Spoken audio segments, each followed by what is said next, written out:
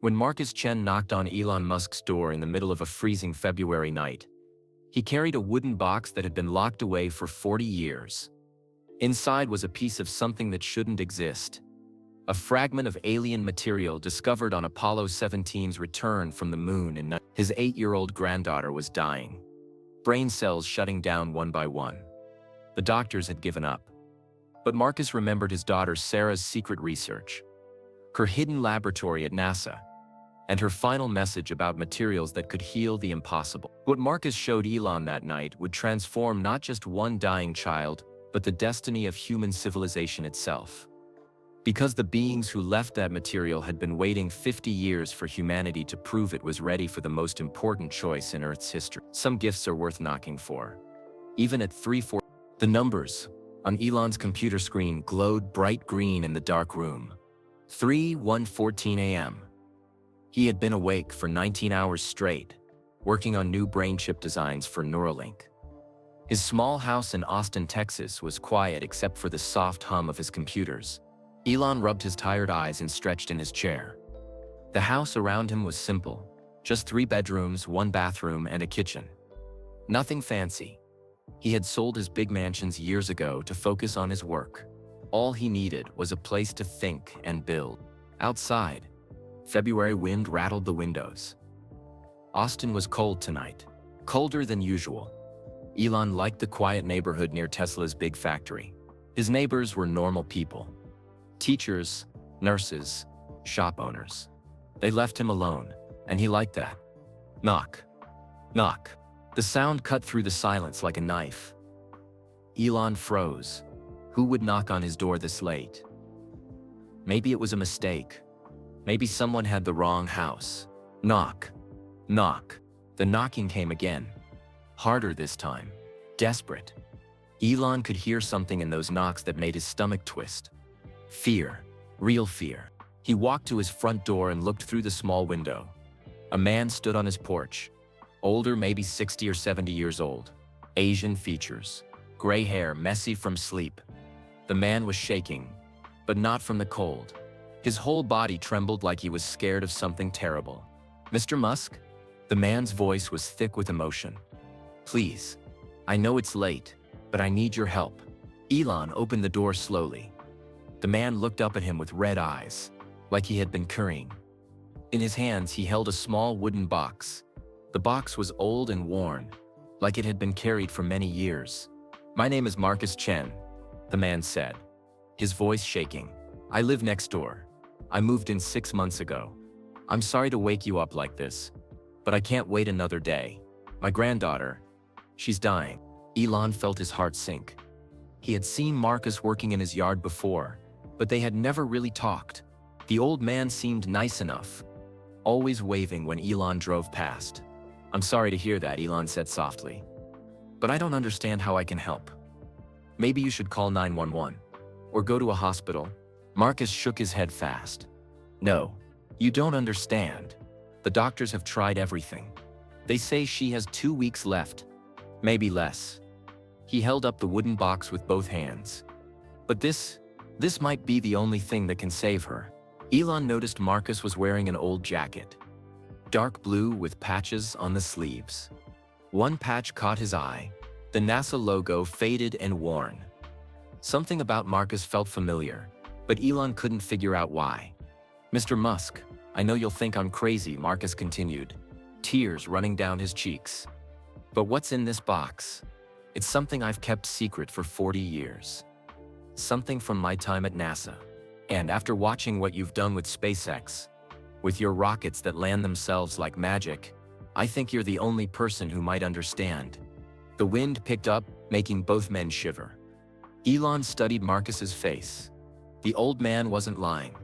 Whatever was in that box, Marcus truly believed it could save his granddaughter's life. "What's her name?" Elon asked quietly. "Lucy. Lucy Chen. She's 8 years old." Marcus's voice broke. "She wants to be an astronaut when she grows up. Just like you always dreamed of space when you were little. But the doctors say she won't live to see her 9th birthday." Elon felt a pain in his chest. 8 years old. The same age he was when he first dreamed of rockets and Mars. when he first looked up at the stars and wondered what was out there. "What kind of sickness does she have?" Elon asked. "Something wrong with her brain," Marcus explained. "The doctors have a long name for it, but basically her brain cells are dying, one by one. Every day she gets a little weaker, a little less like herself. But her mind is still sharp. She's so smart, Mr. Musk. She can solve math problems that college kids can't do." Marcus opened the wooden box, just a tiny bit. A soft, strange light seemed to come from inside. Not electric light, but something else. Something that made Elon's skin tingle even from a few feet away. "I worked at NASA for 24 years, Marcus said. "I was part of teams that studied things the public never heard about. Things we found in space that didn't make sense. This box contains something that could change the world, but I've only ever cared about one thing: saving my family." Elon stared at the small gap in the box where the light leaked out. His engineer brain was already working, trying to understand what could create light like that.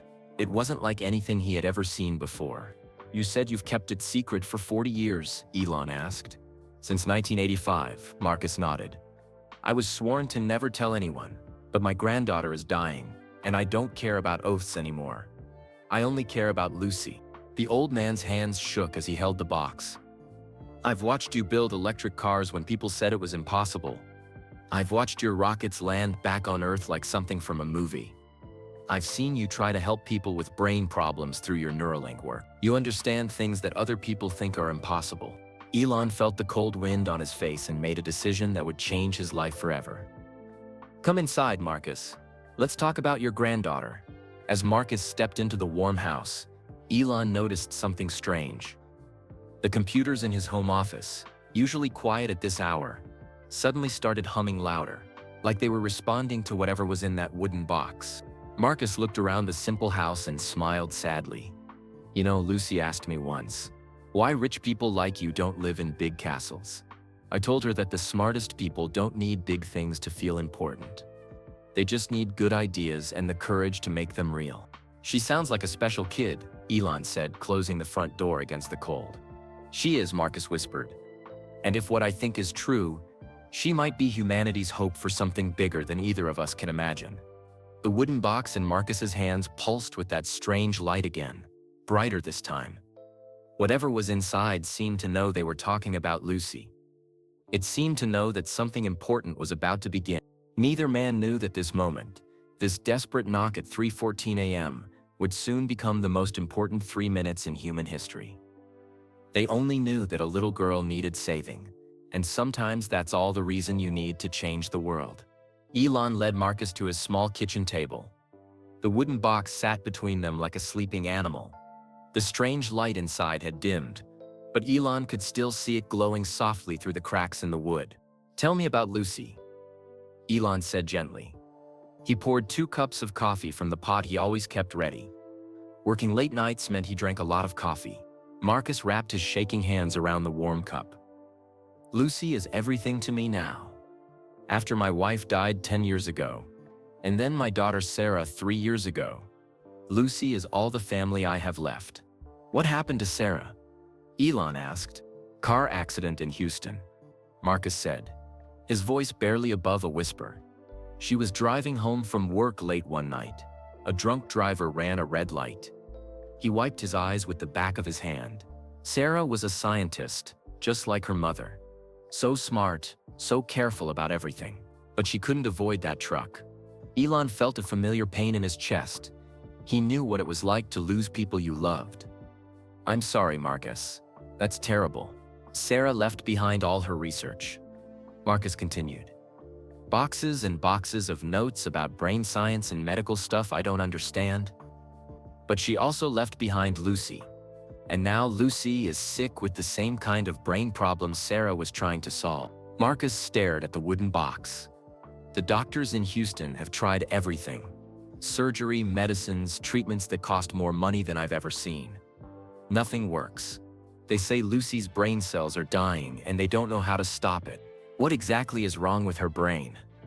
Elon asked. His work with Neuralink had taught him a lot about how brains work and what could go wrong with them. "They call it something long and complicated," Marcus said. But basically her brain is forgetting how to work. First she had trouble walking, then talking. Now she can barely stay awake for more than a few hours at a time. Elon leaned forward. But you said she's still smart. Marcus's face lit up for the first time since knocking on the door. Oh yes. When she's awake, when she's feeling good, Lucy is the smartest kid you've ever met. She can do math in her head that takes me a calculator. She reads books meant for high school kids. She asks questions about space and rockets that make me wish I was smarter. She sounds amazing. Elon said honestly. 2 weeks ago, she asked me if people really live on other planets. Marcus continued. When I said no, she got this serious look on her face and said, well, we better figure out how to get there before Earth gets too crowded. 8 years old, and she's already thinking like an engineer. Elon smiled, despite the sad situation. She definitely sounds like astronaut material. Marcus's smile faded. But she won't get the chance unless… He looked at the wooden box again. Unless this crazy thing I'm about to tell you actually works. What's in the box, Marcus? Marcus took a deep breath. First, I need to tell you about my time at NASA. I wasn't just any engineer. I was part of a special team that studied unusual things. Things that came back from space missions that didn't make sense. What kind of things?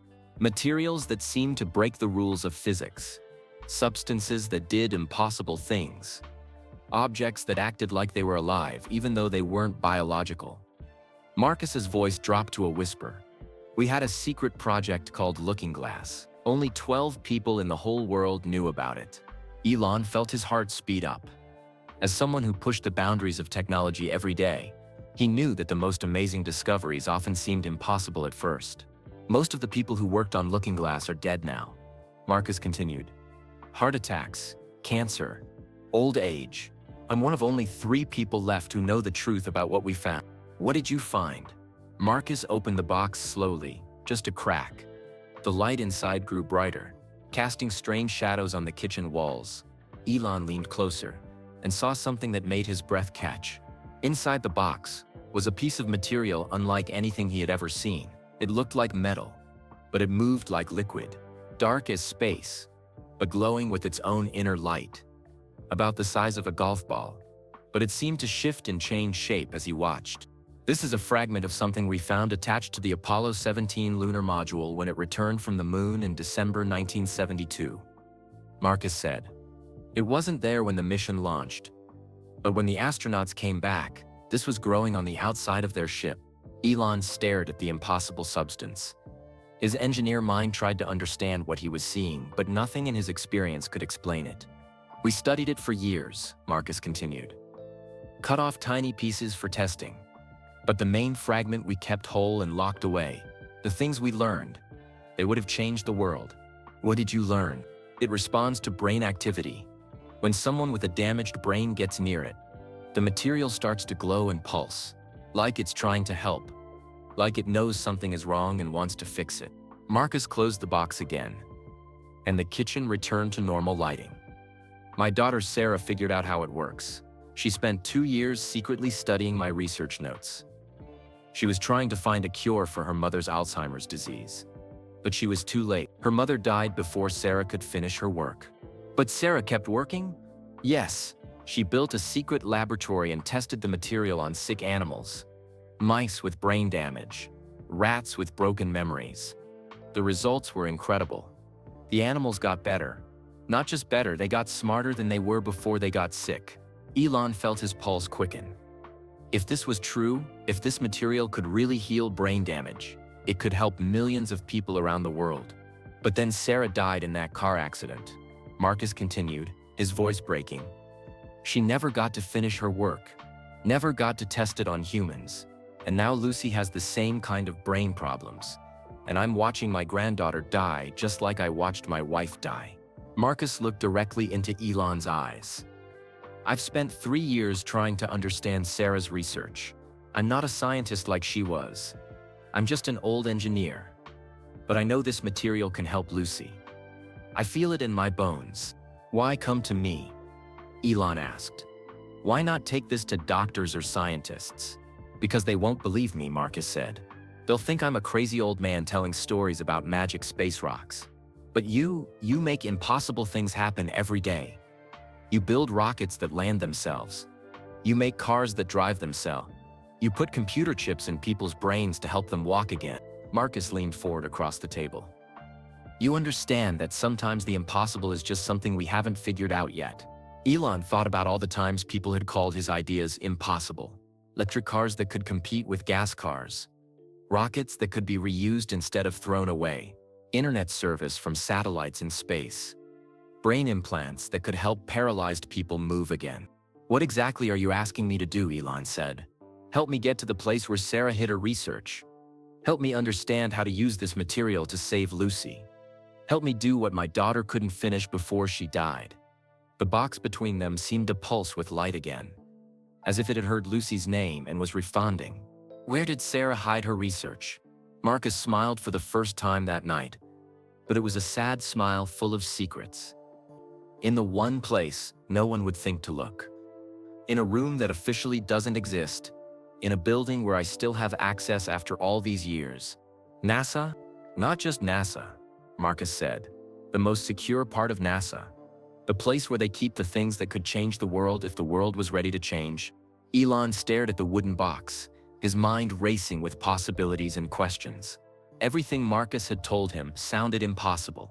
But then again, most of Elon's life had been about proving that impossible things were just difficult things waiting for the right person to figure them out. Marcus, Elon said slowly, if what you're telling me is true, if this material can really heal brain damage, then we're not just talking about saving Lucy. We're talking about helping millions of people. I know, Marcus whispered. But right now, I just want to save my granddaughter. The rest of the world can wait. Elon looked at his neighbor. This desperate grandfather who had knocked on his door in the middle of the night with a story that sounded like science fiction. But the tears in Marcus's eyes were real. The fear in his voice was real, and the strange light coming from that wooden box was definitely real. How long does Lucy have? Elon asked. The doctors said 2 weeks when they called yesterday. But she's getting worse fast. Maybe we have a week, maybe less. Elon made a decision that would change everything. Okay, Marcus, I'll help you. But you have to tell me everything. No more secrets. If we're gonna save Lucy, I need to know exactly what we're dealing with. Marcus nodded, relief flooding his face. Thank you, Mr. Musk. Thank you so much. Call me Elon. Thank you, Elon. I promise I'll tell you everything I know. But some of it is gonna sound crazy. I've heard crazy before, Elon said. Try me. Marcus opened the box wider this time, and the light filled the kitchen with an otherworldly glow. The material inside seemed to pulse and move, like it was alive and waiting for something. It all started in 1972, Marcus began, when 3 astronauts brought back something from the moon that wasn't supposed to exist. Something that had been waiting for us to find it. Outside, the wind continued to blow through the quiet Austin neighborhood. Neither man noticed the black cars that had been parking on nearby streets, or the people inside those cars who were very interested in what was happening at 3:14 a.m. in Elon Musk's kitchen. The box glowed brighter, and somewhere 300 miles away in Houston, a little girl named Lucy Chen shurned in her hospital bed and opened her eyes for the first time in 6 hours. Marcus set the wooden box on Elon's kitchen table and began telling his story. His voice was steady now, like a man who had carried a heavy secret for too long and was finally ready to put it down. December 19, 1972, Marcus began. Apollo 17 splashed down in the Pacific Ocean. Eugene Cernan, Harrison Schmitt, and Ronald Evans came back from the moon as heroes. But they also came back with something nobody expected. Elon listened carefully, his coffee growing cold in his hands. I was young then, just 28 years old, fresh out of college, and excited to work at NASA. They assigned me to the team that cleaned and checked the command module after every mission. It was routine work, mostly. Until Apollo 7. Marcus opened the box again, and the strange light filled the kitchen. The material inside seemed calm now, pulsing slowly like a heartbeat. When we were cleaning the outside of the capsule, we found this attached to the heat shield. At first, we thought it was some kind of metal that had melted and stuck during re-entry. But when we tried to remove it, it wouldn't come off. What do you mean? Elon asked. I mean, it was stuck like glue. But there was no glue. It was part of the heat shield. but it wasn't made of the same materials. And when Jimmy Martinez touched it with his bare hand, Marcus shook his head. That's when we knew we had something special. What happened to Jimmy? He had been having headaches for months. Bad ones that made him miss work sometimes. But after he touched the material, the headaches went away, completely. Never came back. Marcus sipped his coffee and continued. Word got back to the higher-ups at NASA pretty fast. Within a week, they moved me and 11 other people to a secret project. They told our families we were working on classified satellite technology. But you were really studying the material? For 13 years. Marcus nodded. We cut off tiny pieces and tested them in every way we could think of. We exposed them to radiation, extreme heat, extreme cold. We tried to dissolve them in acid, melt them with lasers, break them with hammers. Nothing worked. Elon leaned closer to the box. The material inside seemed to respond to his attention, glowing brighter. But the strangest thing was how it reacted to living things, Marcus said. Any animal that got near it seemed to get healthier. Mice with cancer got better. Dogs with broken bones healed faster.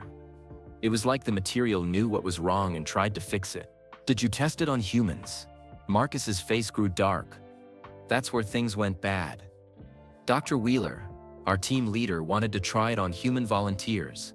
People with brain injuries, soldiers who had been hurt in Vietnam. But the government said no. Too dangerous, they said. So what did Dr. Wheeler do? He tested it on himself. Marcus stood up and walked to the kitchen window, looking out at the dark street. Wheeler had early signs of dementia. His memory was getting fuzzy. His thinking was slowing down. So one night, he stayed late in the lab and exposed himself to the material for 3 hours. What happened? The next morning, Wheeler was like a different person. His memory was perfect. His thinking was sharp as a knife. He could solve problems that had confused him for months. Marcus turned back to Elon. But he was also scared. Really scared. Why? Because he started having dreams. Dreams about space. About places he had never been. Dreams about beings who looked like lights and spoke without words. Wheeler said the material wasn't just healing him, it was connecting him to something else. Elon felt a chill run down his spine. What kind of something else? Wheeler believed the material came from intelligent beings, not humans. He thought it was a gift, or maybe a test, a way for advanced creatures to see if humans were smart enough and good enough to deserve their help. Marcus sat back down at the table. 3 months later, Wheeler disappeared, left his office clean, his projects finished, and a note that said only I understand where it came from now, and I have to go home. Did you ever find him? Never. But his research notes were incredible. He had figured out how to use the material to repair specific types of brain damage. Exactly the kind of damage that Lucy has now. Elon stared at the glowing material. Everything Marcus was telling him sounded impossible, but the evidence was sitting right in front of him. And Marcus's desperate love for his granddaughter was clearly real. You said Sarah continued Wheeler's work? My daughter was brilliant. Marcus said proudly. PhD in neuroscience from MIT. She worked at the medical center in Houston, studying brain diseases. When I told her about the material after her mother got sick, she didn't believe me at first. But she changed her mind?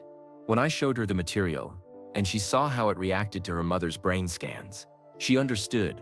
She spent the last 5 years of her life secretly building on Wheeler's research. Marcus pulled out his phone and showed Elon photos of his daughter. Sarah Chen looked like a younger female version of Marcus.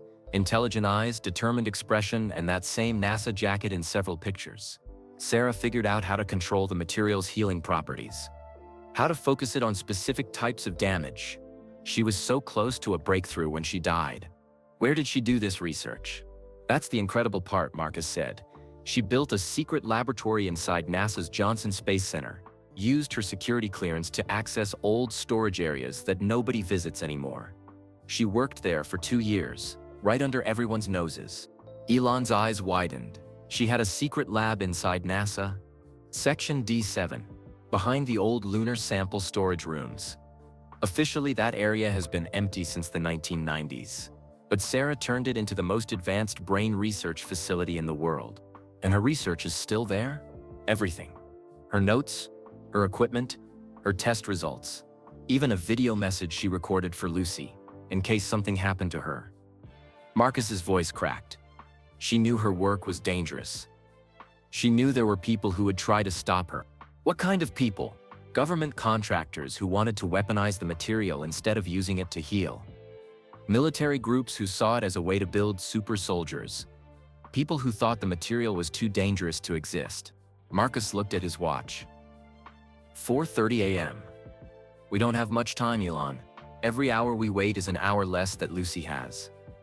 And if the wrong people find out what we're doing, what are you asking me to do? Help me get into Sarah's laboratory. Help me understand her research. Help me use this material to save my granddaughter before it's too late. Elon thought about everything Marcus had told him. A secret NASA project. Materials from space that could heal brain damage. A dead scientist's hidden laboratory. A dying 8-year-old girl who wanted to be an astronaut. It sounded crazy. But Elon had built his entire career on things that sounded crazy until they worked.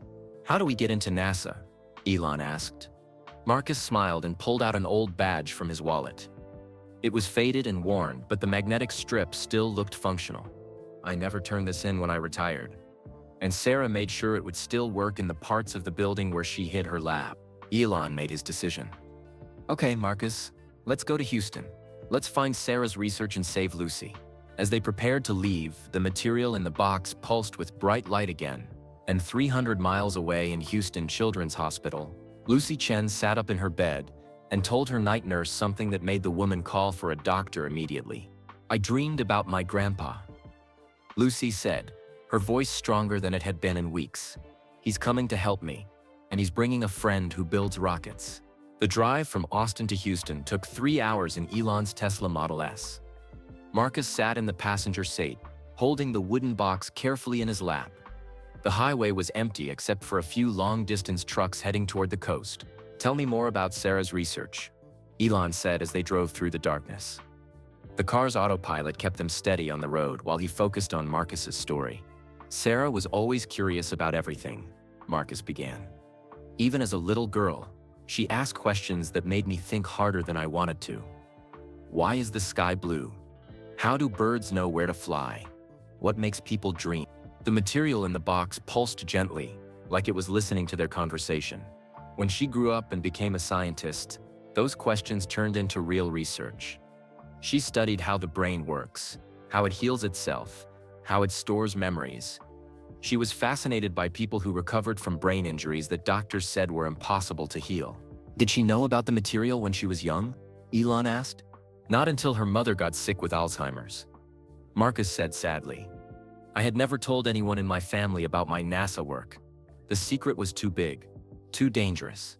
But when I watched my wife forgetting our life together, forgetting our daughter, forgetting her own name, I had to try something. So you told Sarah about Project Looking Glass? I showed her everything. My old research notes, photos of the tests we did, even this piece of the material. At first, she thought I was making it up. A desperate husband telling stories about magic cures. Elon glanced at the box. The light inside seemed brighter now, responding to their speed down the highway. What changed her mind? I brought the material to the hospital, where her mother was staying. Just held the box near her bed for a few minutes. For the first time in months, my wife remembered Sarah's name. She looked at our daughter and said, "Hello, beautiful girl. I missed you so much." Marcus wiped tears from his eyes. It only lasted for about an hour, but it was enough to prove to Sarah that the material was real. They drove in silence for several miles.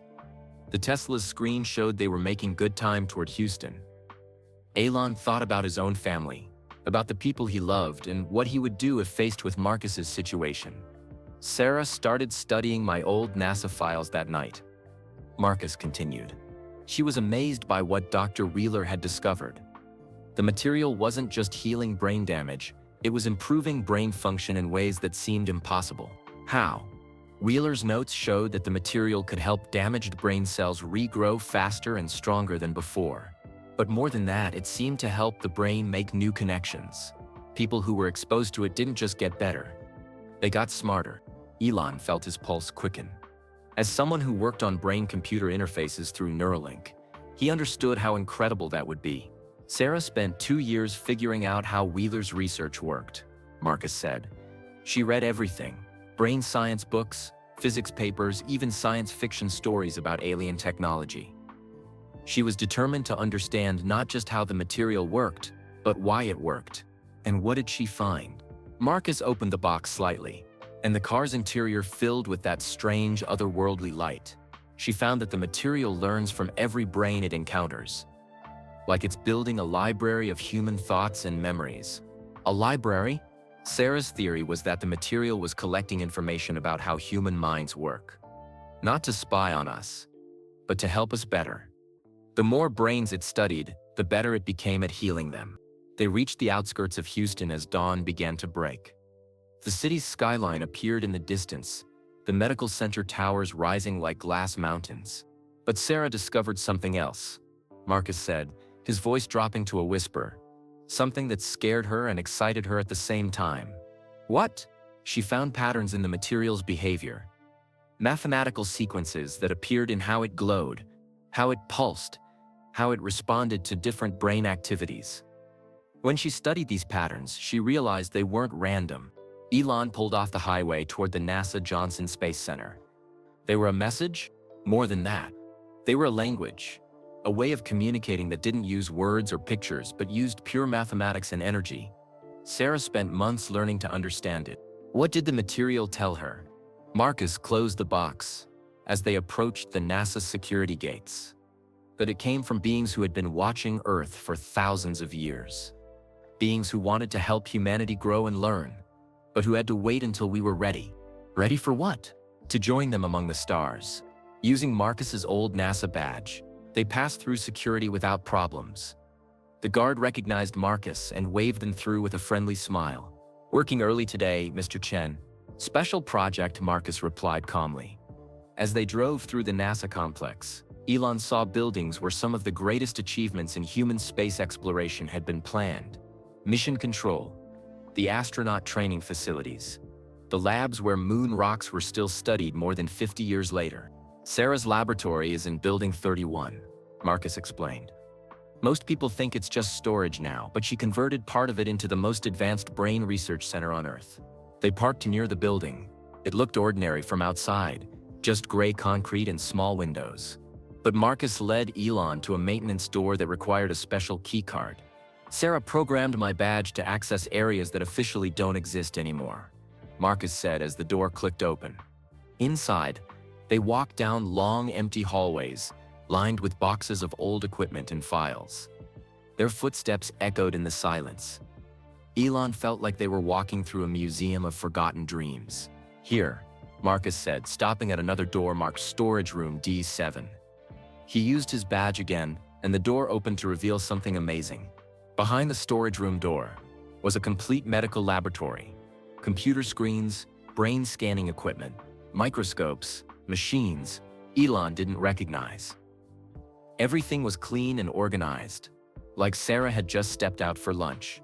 She built all this herself? Elon asked, amazed. Over 2 years, piece by piece. She told her bosses at the medical center that she was working on a special project for NASA. She told NASA that she was doing research for the medical center. Nobody questioned a brilliant scientist who wanted to work extra hours. Marcus walked to a computer terminal and turned it on. The screen showed dozens of files labeled with dates and test numbers.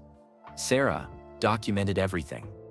Every test, every result, every theory about how the material works. Elon examined the equipment while Marcus pulled up Sarah's files. The laboratory was more advanced than some of the research facilities at Tesla and Neuralink. Sarah had spared no expense in building her secret workspace. Look at this, Marcus called from the computer. The screen showed brain scans of laboratory mice before and after exposure to the material. The difference was remarkable. Damaged areas had been completely repaired. These results are incredible, Elon said, studying the data. If this works the same way in humans, it does, Marcus interrupted. Sarah tested it on herself when she was having bad headaches from working too much. The material didn't just cure the headaches, it made her thinking clearer than it had ever been. Marcus clicked on a video file labeled Final Message for Lucy. Sarah's face appeared on the screen. She looked tired but determined, speaking directly into the camera. "If someone is watching this," Sarah's recorded voice said, "it means something happened to me before I could finish my work. The material works. I've proven it can heal brain damage and enhance human thinking. But there's something else I discovered, something that changes everything we thought we knew about Earth and humanity's place in the universe." The video paused as Sarah looked away from the camera, as if she heard something in the distance.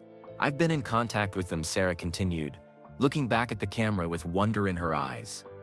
"The beings who left the material for us to find. They're not aliens like in movies. They're more like gardeners. They plant seeds of knowledge throughout the galaxy and wait to see which civilizations are wise enough to use them well." Marcus gripped Elon's arm. "This is the part I had never seen before." Sarah recorded this just 2 days before she died. On screen, Sarah held up a piece of the material similar to the one in Marcus's box. "They've been leaving these gifts for us for centuries. Every major breakthrough in human science and technology has been guided by materials like this one. But we've never been ready for direct contact until now." "Why now?" Elon whispered to the screen. As if hearing his question, Sarah answered, "Because we're finally reaching for the stars ourselves. Because people like Elon Musk are building rockets that can take us to other worlds. The gardeners have been waiting for us to show that we want to explore space, not to conquer it, but to understand it." The video showed Sarah looking directly into the camera, with tears in her eyes. "If Lucy gets sick, if her brain starts failing like her grandmother's did, use the material to save her. But know that saving her is just the beginning. The gardeners have been waiting for a child like Lucy. Someone young enough to learn their language, pure enough to carry their message." Sarah's face grew serious. "Dad, if you're watching this, it means I won't be there to help Lucy through what's coming. But Elon will. I've seen it in the visions the material gives me. He's the one who will help her become what she's meant to be." The video ended with Sarah looking off camera again. "They're here," she whispered.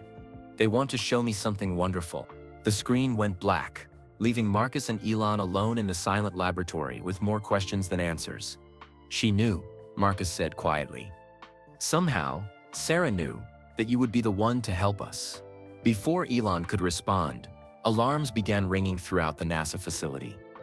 Red lights flashed in the hallways outside the laboratory. "Someone knows we're here," Marcus said, grabbing the wooden box and shoving Sarah's research files into a bag. Through the laboratory's small window, Elon saw black vehicles racing toward their building. Men in suits jumped out and ran toward the entrance. "We need to leave now," Elon said. As they gathered Sarah's most important research and prepared to escape, the material in Marcus's box began glowing so brightly that it lit up the entire room like daylight. And in Houston Children's Hospital, Lucy Chen suddenly sat up in her bed and told her doctor something that made the medical staff call security immediately. "Grandpa is in trouble.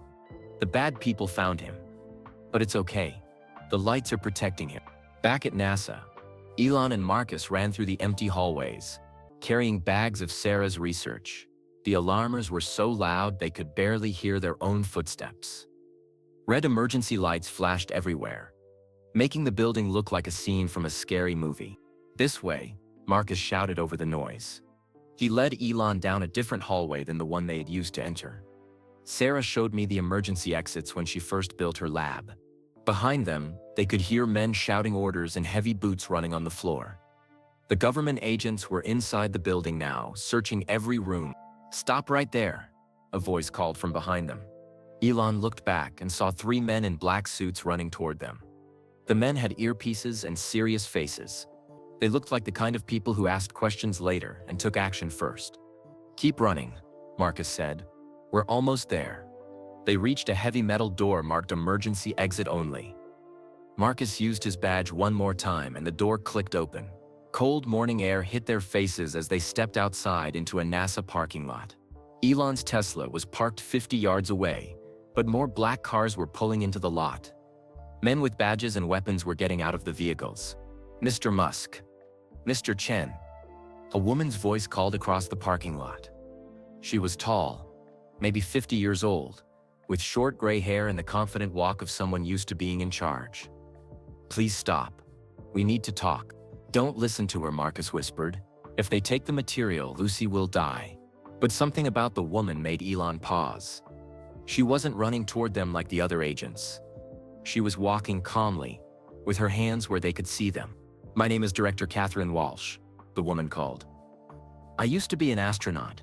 I flew on 2 shuttle missions in the 1990s. I know what you're carrying, and I know why you took it." Marcus stopped running. "You're Catherine Walsh? The Catherine Walsh who walked in space for 6 hours to fix the Hubble telescope?" "That's right," Walsh said as she got closer.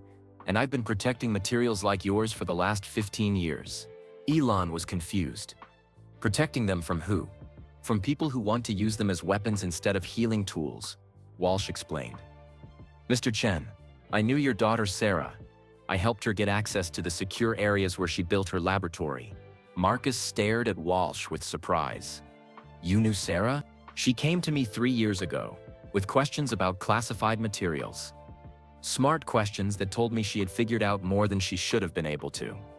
So I helped her instead of stopping her." Walsh held up her own badge. "I'm part of a group within the government that believes humanity deserves to know the truth about what we found in space. We call ourselves the Starlight Project."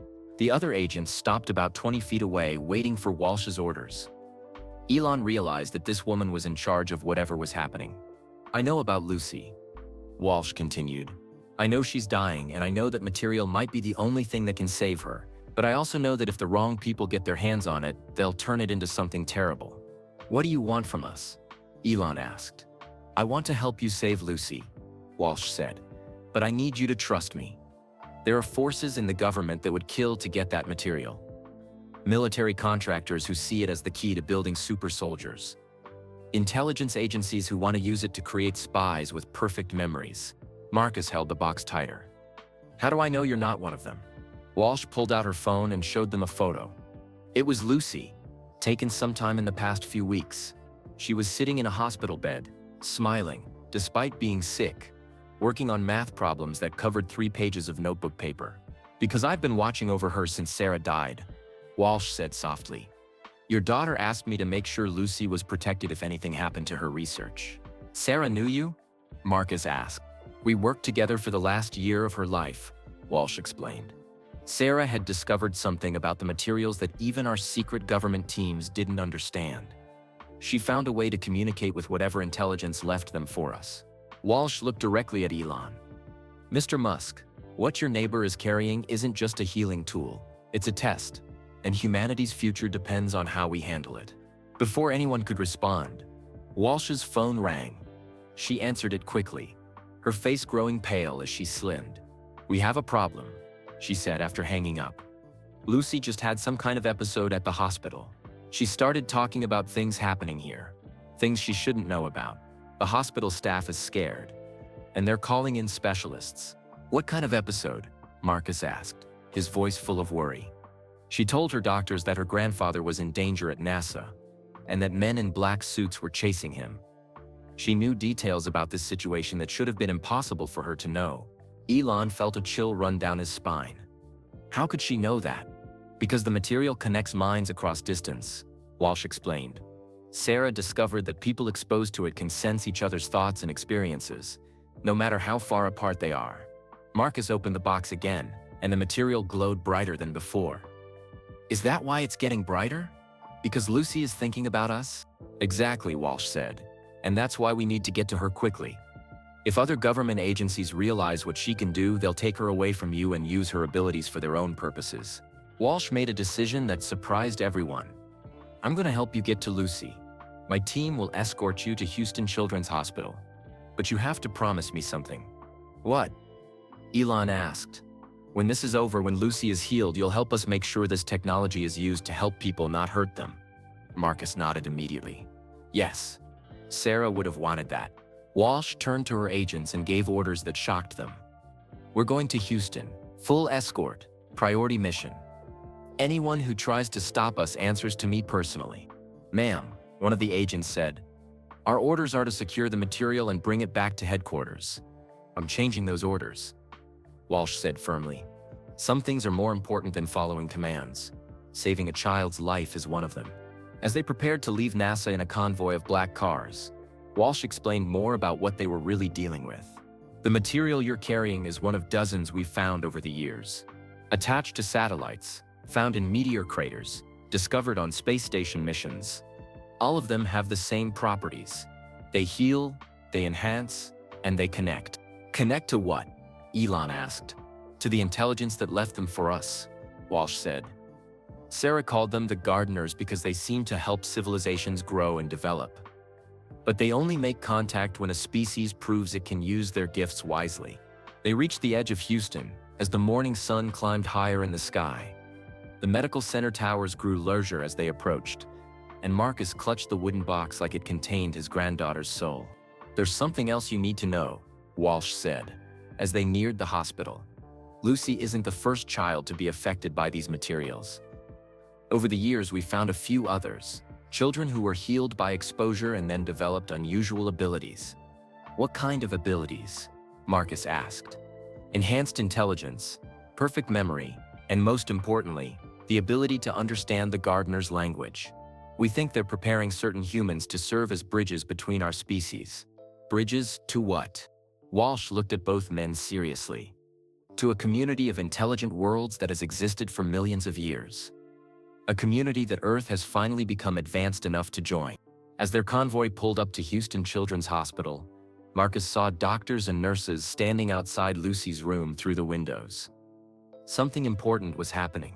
She's changing, isn't she? Marcus asked. The connection to the material is changing her. Yes, Walsh said gently. But not in a bad way. She's becoming what Sarah always hoped she could become. Humanity's first real ambassador to the stars. The wooden box in Marcus's lap pulsed with warm light as they walked toward the hospital entrance. And 8 floors above them, Lucy Chen sat in her bed drawing pictures of things she had never seen but somehow understood completely. Pictures of Earth from space, surrounded by lights that moved like living stars, waiting patiently for humanity to grow up enough to say hello. The convoy of black government cars raced through Houston traffic as the morning rush hour began. Elon sat in the back seat of the lead car with Marcus and Director Walsh. The wooden box rested in Marcus's lap, glowing steadily now like a nightlight. How long has Lucy been sick? Walsh asked gently as they drove toward the medical center. 6 months, Marcus replied, his voice heavy with worry. At first, we thought she was just tired from school. She would fall asleep during dinner or forget simple things like where she put her backpack. Elon watched the city wake up around them. People walking to work, kids waiting for school buses, normal families starting normal days. None of them knew that the future of humanity might depend on what happened in the next few hours. The doctors ran so many tests, Marcus continued. Blood tests, brain scans, genetic testing. They found the problem but couldn't fix it. Lucy's brain cells are dying faster than her body can replace them. What did the doctors say caused it?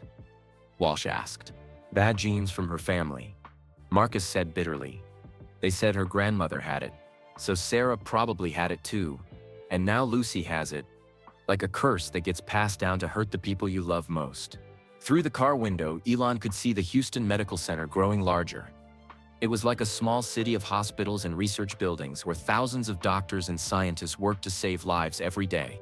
But here's what the doctors don't know, Marcus said, opening the box slightly. The strange light filled the car, and Elon noticed that his phone started working faster. His smartwatch displayed readings he had never seen before. Lucy started getting better around the same time the materials started glowing brighter. Marcus explained. 3 weeks ago, I brought the box to her hospital room, just to be close to her while she slept. I didn't even open it. But that night, Lucy had the best sleep she'd had in months. The material was helping her even from inside the box? Elon asked. That's when I knew Sarah was right about everything, Marcus said. The material doesn't just heal people when they touch it, it helps them when they need it most, even from far away. Walsh's phone buzzed with a text message. She read it quickly and frowned. We have another problem. Other government agencies have figured out what we're doing. CIA, NSA, and military contractors are all sending teams to the hospital. What do they want? Elon asked. The same thing we want, but for different reasons. Walsh explained. They want to study Lucy and the material. But they don't care about saving her life. They care about understanding how to make more materials like it. The convoy turned into the medical center complex. Even from outside, they could see unusual activity around the children's hospital. More security guards than normal, people in suits talking on phones, and news vans starting to arrive. How did the news find out? Marcus asked with worry. Lucy, Walsh said simply. When children start talking about impossible things, word spreads fast, especially when those children are as smart as Lucy. As they parked outside the hospital, Walsh's phone rang. She answered it and spoke in quick professional sentences. When she hung up, her face was grim. Lucy's condition changed again 20 minutes ago, she reported. But not in a bad way. Her brain scans are showing activity levels that the doctors have never seen before. She's not just getting better, she's getting enhanced. Enhanced how? Marcus asked. Her IQ test results are off the charts. She's solving puzzles meant for adults, and she keeps talking about things she shouldn't know. Details about NASA missions, information about space exploration, facts about brain science that would take years to learn. They walked quickly through the hospital's main entrance. Elon noticed that people were staring at him and whispering. Being famous made it hard to go anywhere without being noticed. But today that attention felt dangerous. The material is preparing her for something, Walsh continued as they rode the elevator to the 8th floor. Based on what we learned from other cases, Lucy is being given knowledge and abilities that will help her communicate with the gardeners. Other cases? Marcus asked. There have been other children like Lucy? 3 others over the past 20 years, Walsh explained. All of them exposed to similar materials. All of them developed enhanced intelligence and the ability to sense things happening far away. But none of them were as young as Lucy when it happened. The elevator doors opened and they walked toward Lucy's room. Through the glass walls, Elon could see a small girl sitting up in bed, surrounded by doctors and nurses who looked confused and amazed. Lucy Chen was beautiful. Small for 8 years old, with her grandfather's intelligent eyes and her mother's determined expression. She was drawing pictures on a large pad of paper, working so fast that her hands seemed to blur across the page. "Grandpa!" Lucy called when she saw Marcus through the glass. Her voice was stronger than it had been in months, clear and full of energy. Marcus rushed into the room and hugged his granddaughter carefully. "How are you feeling, sweetheart?" "So much better," Lucy said with a huge smile. "And I've been having the most amazing dreams. Dreams about space and lights and people who live among the stars." Dr. Maria Santos, Lucy's main doctor, approached Elon and Walsh with confusion written all over her face. "I don't understand what's happening. Yesterday, Lucy could barely stay awake for an hour. Today, she's been alert and active since 3 a.m. "What changed at 3 a.m.? Walsh asked. Though she already knew the answer, she woke up suddenly and said her grandfather was coming to help her. Then she started drawing these pictures. Dr. Santos showed them Lucy's drawings. I've never seen anything like them." Elon looked at the pictures and felt his heart race. Lucy had drawn star maps with mathematical formulas written around the edges. Designs for spacecraft that looked more advanced than anything SpaceX had ever built. And images of Earth from space, showing details that no 8-year-old should know. "Lucy," Marcus said gently, "how do you know about these things?" "The lights taught me," Lucy said simply. "In my dreams, they show me pictures and help me understand. They're very nice, Grandpa. They want to help people, but they have to be careful." "Careful about what?" Elon asked. Lucy looked at him with eyes that seemed much older than 8 years. "You're the rocket man. The lights told me you would come. They said you understand about reaching for impossible things." "What did the lights tell you about me?" "That you've always dreamed about Mars, because they wanted you to. They put those dreams in your head when you were little, so you would build rockets good enough to take people to other worlds safely." Walsh and Dr. Santos exchanged worried glances. Lucy was talking about things that went far beyond what any child should know. "They've been guiding lots of people," Lucy continued, coloring in one of her star maps. "Scientists, inventors, people who ask big questions and don't give up when the answers seem impossible." Marcus opened the wooden box near Lucy's bed. The material inside began glowing so brightly that everyone in the room had to shield their eyes. Lucy's heart monitor started beeping faster, but not in a bad way, in an excited way. "It's happy to see me," Lucy explained. "It's been waiting to help me get better." Dr. Santos checked Lucy's brain scans on the room's computer screen. This is impossible. Her brain activity levels are higher than I've ever recorded. It's like her mind is working at 10 times normal speed. But I feel normal, Lucy said. I just understand more now. Like someone turned on lights in rooms of my brain that used to be dark. Walsh's phone buzzed with urgent messages. She read them quickly and her face grew serious. We have maybe 30 minutes before other agencies arrive. Military teams, CIA operatives, people who won't care about Lucy's well-being. What do they want? Dr. Santos asked. They want to take Lucy and the material to a secure facility where they can study them, Walsh explained. They see this as a national security issue, not a medical one. Lucy stopped drawing and looked up at the adults around her bed. They can't take the material away from people who need it. That's not what it's for. What is it for, sweetheart? Marcus asked. To help us get ready, Lucy said. The lights have been waiting for humans to become wise enough to use their gifts the right way. For healing instead of hurting. For exploring instead of fighting. She held up one of her drawings. It showed two different versions of Earth. In one picture, the planet was surrounded by beautiful lights and looked peaceful and green. In the other picture, Earth was dark and empty, floating alone in black space. They've seen this happen before, Lucy explained. Other planets, other people who found materials like ours. Some chose to help each other and became part of the light family. Others chose to fight and ended up all alone. Dr. Santos stared at the brain scans. Her intelligence levels are increasing every minute. This shouldn't be medically possible. Because it's not just medicine, Lucy said cheerfully. It's friendship. The lights want to be friends with us, but they have to make sure we're nice enough first. Through the hospital room window, Elon could see more black cars arriving in the parking lot. Men and women in suits were getting out and walking toward the hospital entrance with determined faces. They're here, Walsh said grimly. We need to make a decision. Do we let the military take Lucy and the material, or do we find another way? Marcus held his granddaughter's hand. What do you think, Lucy? What do the lights say we should do? Lucy smiled and pointed toward Elon. They say Mr. Musk has a place where rockets are built. A place where we could work together without the scared people bothering us. SpaceX? Elon asked. The lights know about your big rockets in Texas, Lucy said. They think that would be a safe place to learn more about how to help people. Walsh looked at Elon with hope in her eyes. Boca Chica is technically private property. We could continue the research there without government interference. But how do we get Lucy out of here? Dr. Santos asked. She's still my patient, and there are protocols I have to follow. Lucy giggled, the first truly happy sound anyone had heard from her in months. Don't worry, Dr. Santos. The lights will help us. They're very good at making impossible things possible. As if responding to her words, every electronic device in the hospital room suddenly started displaying the same message: we come in peace. We wish to help. The message appeared on Lucy's heart monitor, on Dr. Santos' computer, on Walsh's phone, on Elon's smartwatch.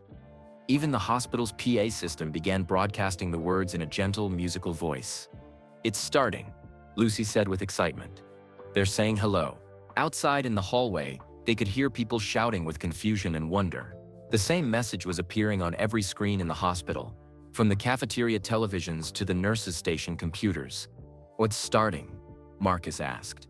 Lucy looked at her grandfather with eyes full of love and wisdom beyond her years. The part where humans get to choose what kind of people they want to be. The part where we decide if we're ready to make friends with the stars.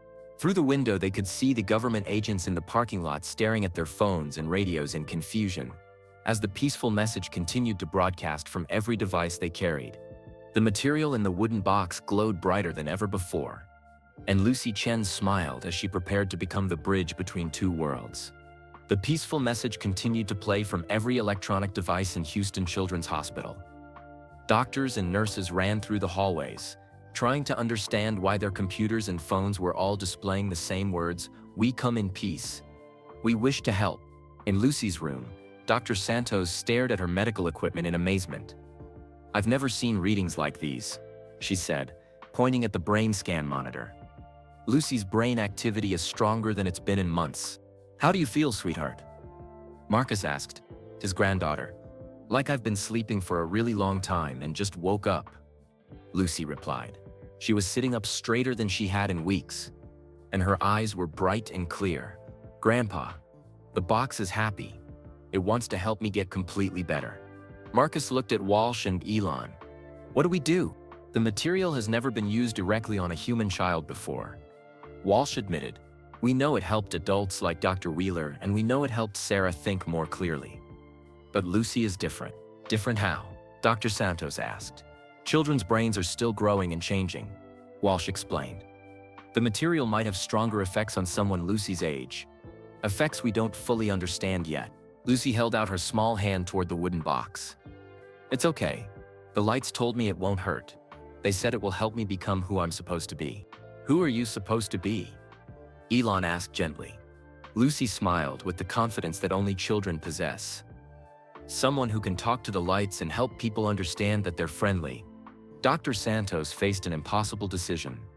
As Lucy's doctor, she was supposed to follow medical rules and wait for test results and approval from hospital administrators. But Lucy was dying, and traditional medicine had already failed. What exactly would we do? Dr. Santos asked. Marcus carefully removed a piece of the material from the box.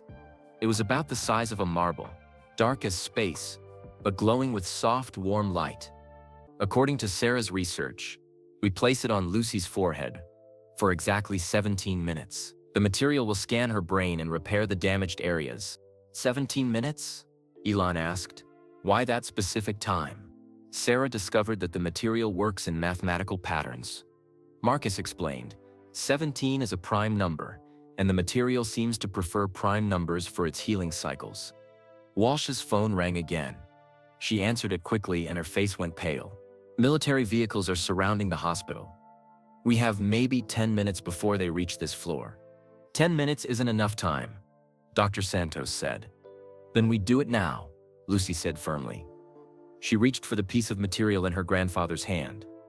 I'm not scared. The lights have been preparing me for this. When Lucy's fingers touched the material, several amazing things happened at once. Every monitor in her room started beeping and flashing with activity. Her brain scans showed patterns that Dr. Santos had never seen in medical school, and Lucy's eyes began glowing with the same soft light that came from the material. Lucy? Marcus said with worry. I'm fine, Grandpa, Lucy replied. But her voice sounded different, calmer, older, like she suddenly understood things that had confused her before. Better than fine. I can see so clearly now. Dr. Santos watched the medical readings with amazement. Her brain is healing itself. I can see it happening in real time on the scans. Damaged areas are rebuilding, and new connections are forming faster than should be possible. The material on Lucy's forehead pulsed in rhythm with her heartbeat. With each pulse, the readings on her monitors improved. Her brain waves, her blood pressure, her heart rate, everything was moving toward perfect health. What do you see, Lucy? Elon asked. I see Earth from really far away, Lucy said, her eyes still glowing softly. It's so beautiful, but also so small, like a blue marble floating in a huge dark room. What else? I see the lights that live between the stars. They're not scary at all. They look like dancing music, if music could move and glow. They've been watching us for a very long time. Walsh stepped closer to Lucy's bed. Are they talking to you? Not with words, Lucy explained. With feelings and pictures and ideas that just appear in my mind. They're showing me why they left the material for us to find. Why? Lucy's face grew serious, but she didn't look scared, because Earth is getting sick and people are getting sadder and angrier with each other. The lights want to help us fix our planet and learn to be happier, but they can only help people who promise to use their gifts to help others. Dr. Santos checked her watch. It's been 17 minutes exactly. Lucy reached up and removed the material from her forehead. As soon as it lost contact with her skin, the glowing stopped, and it became ordinary looking again. But Lucy's eyes continued to shine with intelligence and understanding. How do you feel? Marcus asked. Perfect, Lucy said, stretching her arms above her head. Like I could run a marathon, or solve the hardest math problem in the world. But most of all, I feel connected to everything. Connected how? Lucy pointed toward the window, where they could see government vehicles filling the hospital parking lot. I can feel the scared feelings of all those people down there. They're worried about losing control of something they don't understand. But I can also feel the hopeful feelings of people who just want to help." She looked directly at Elon. "The lights told me about your dreams, Mr. Musk. Ever since you were little, you've wanted to help humans live on other planets. They put those dreams in your mind because they knew you would have the courage to make them real." Elon felt a strange tingling sensation, like electricity running through his thoughts. "They've been influencing human development?" "Not controlling," Lucy corrected. "Inspiring. Like good teachers who give students hints about the right answers without just telling them what to think." Heavy footsteps echoed in the hallway outside Lucy's room. The government teams were getting closer. "We need to get you out of here," Walsh said urgently. But Lucy shook her head calmly. "No. It's time for everyone to meet the lights properly. They're tired of hiding, and humans are ready to learn about their friends in space." She picked up one of her drawings and showed it to the adults. It was a picture of the hospital room they were standing in. But in the picture, the room was filled with gentle, glowing beings that looked like living starlight. "They're already here," Lucy said with wonder in her voice. "They've always been here. We just couldn't see them before." As government agents reached the door of Lucy's room, every electronic device in Houston Children's Hospital began displaying a new message. "The child is safe. We wish to communicate." And for the first time in human history, beings from another world were ready to introduce themselves to the people of Earth. The door to Lucy's hospital room burst open as Director Walsh's phone rang with urgent calls.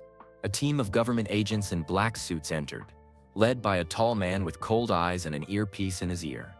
"Director Walsh," the man said firmly, "I'm Agent Collins from the National Security Agency. You're ordered to surrender the alien material immediately." But Agent Collins stopped talking when he saw Lucy sitting up in her hospital bed, completely healthy, and drawing pictures that seemed to glow with their own light. The little girl looked at him with calm, intelligent eyes. "Hello," Lucy said politely. "Are you one of the scared people or one of the helpful people?" Agent Collins stared at her in confusion. What did she just say? Director Walsh stepped between Collins and Lucy's bed. "Agent Collins, I'm invoking Starlight Protocol. This situation is beyond NSA authority." "There is no Starlight Protocol," Collins said angrily. "You're making that up." Walsh pulled out a special badge that Elon had never seen before. It was black with silver stars and had clearance codes that made Collins's face go pale. "Starlight Protocol has existed since 1973, Walsh explained calmly. "It was created specifically for situations involving non-human intelligence, and I have authority to make decisions that protect both human interests and peaceful contact." Collins spoke quickly into his earpiece, asking his superiors about Walsh's badge. While he was just started, Lucy tugged on Elon's sleeve. "Mr. Musk," she whispered, "the lights want to show you something about your rockets. Something that will help you get to Mars much faster than you planned." Before Elon could respond, Collins finished his phone call and turned back to them. "Director Walsh, I've been ordered to inform you that the material and the child are being classified as weapons of mass destruction. Both must be secured immediately." "Weapons?" Dr. Santos said with shock. "Lucy is just a little girl who was dying yesterday. How can she be a weapon?" Collins pulled out a tablet and showed them classified files. "Because children exposed to these materials develop abilities that could be used against national security, enhanced intelligence, mind-reading capabilities, knowledge of advanced technologies." Lucy looked at the tablet with interest. "Those files are wrong about lots of things. The lights don't make weapons. They only make tools for helping and learning." "See?" Collins said to Walsh. "She just demonstrated psychic abilities by reading information she shouldn't have access to." Walsh stood her ground. "Agent Collins, what you're calling weapons, I call evolution. This child isn't a threat to humanity. She's humanity's best hope for a peaceful future." Collins raised his hand to signal his team, but Lucy spoke up in a voice that was calm but somehow filled the entire room. "Wait, please," she said. "Before you make decisions about me and the material, there's something you should know. Something your bosses never told you." Collins paused. "What?" Lucy held up one of her drawings. It showed a timeline with dates going back hundreds of years. "The lights have been leaving gifts for humans much longer than your government knows. Every major invention, every breakthrough in science, every step towards space exploration, they all happened because of materials like mine.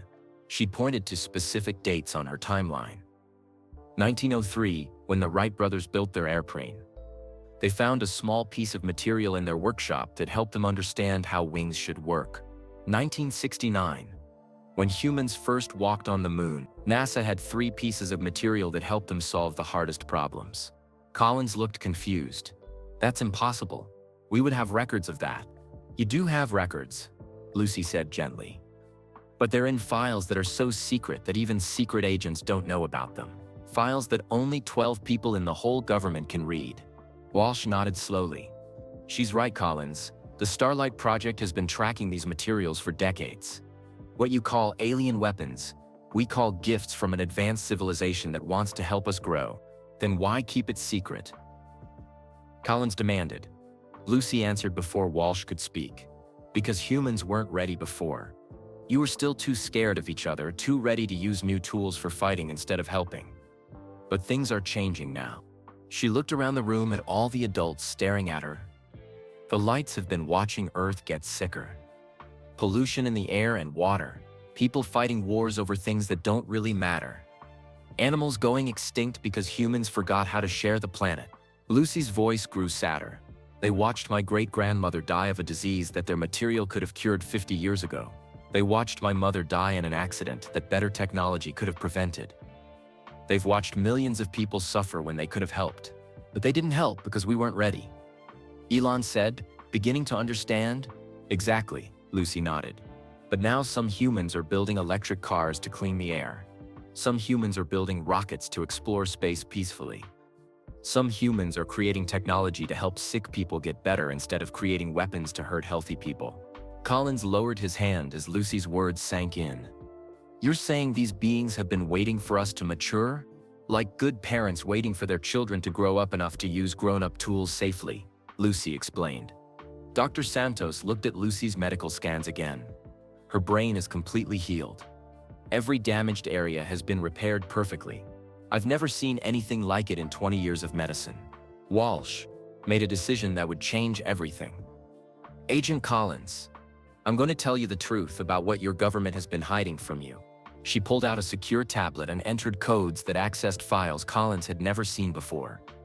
Project Looking Glass wasn't just about studying one piece of alien material. We've found 47 pieces over the past 50 years. Every space mission, every satellite we've launched has brought back traces of the same substance. Collins stared at the files. Photos of materials found on Mars rovers, attached to space station components, embedded in meteorites, all glowing with the same soft light as the piece in Marcus's box. The beings leaving these materials aren't invaders, Walsh continued. They're teachers. They've been slowly introducing us to technologies that could solve our biggest problems. Clean energy, advanced medicine, space travel that doesn't destroy the environment. Why haven't we used these technologies? Collins asked. Lucy answered with the wisdom of someone much older than 8 years.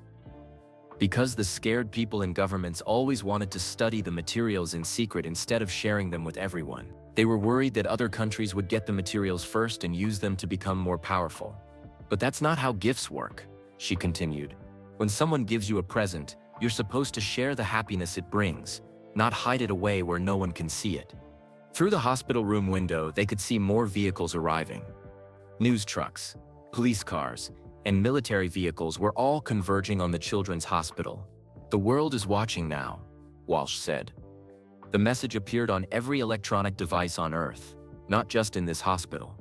Presidents, prime ministers, ordinary people, everyone has seen it. Collins spoke into his earpiece again, receiving new orders. When he finished, his attitude had completely changed. My superiors want to know what the beings are asking for, he said to Lucy. What do they want from humanity? Lucy closed her eyes for a moment, as if listening to voices only she could hear. When she opened them, they were filled with hope and excitement. They want to offer us a choice, she said. They want to give us technologies that could heal every sick person on Earth, clean up all the pollution, and help us explore space safely. But only if we promise to use these gifts to help each other instead of hurting each other. What kind of promise? Elon asked. All the countries of the world have to agree to work together. No more wars. No more keeping secrets about technology that could help everyone. No more letting people die of diseases that could be cured. Marcus held his granddaughter's hand. And if we don't agree, Lucy's expression grew sad. Then the lights will go away and leave us alone to figure things out by ourselves. They've done that before with other planets when the people weren't ready to be kind to each other. Dr. Santos was still staring at Lucy's brain scans. This is medically impossible, but it's happening right in front of me. Her brain isn't just healed. It's working better than any human brain I've ever studied. That's because it's connected now, Lucy explained. Connected to all the knowledge and wisdom that the lights have learned from thousands of other worlds. Agent Collins made a decision that surprised everyone. He put away his weapon and sat down in a chair next Lucy's bed. "I have a daughter about your age," he said quietly. "She has diabetes, and we worry about her every day. If these beings can really heal sick children, they can heal everyone," Lucy said with certainty. "But only if everyone agrees to be nice to each other. That's the deal."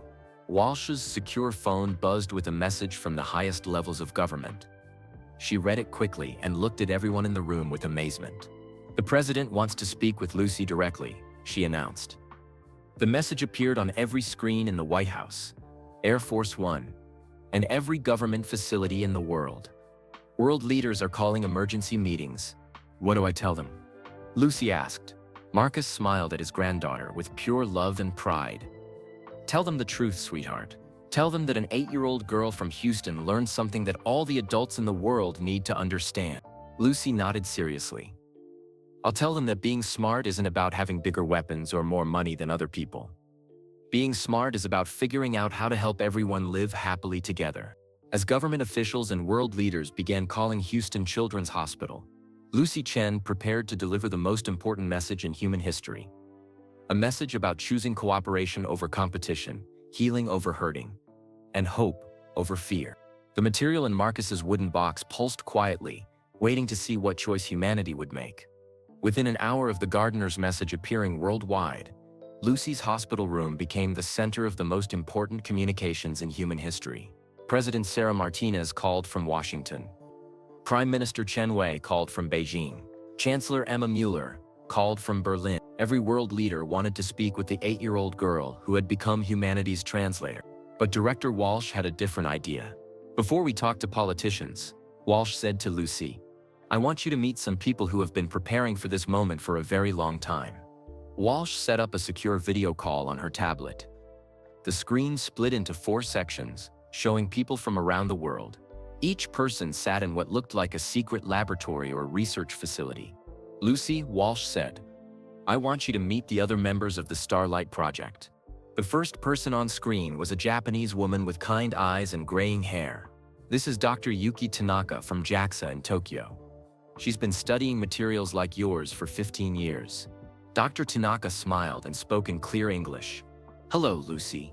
I'm so happy to see you healthy.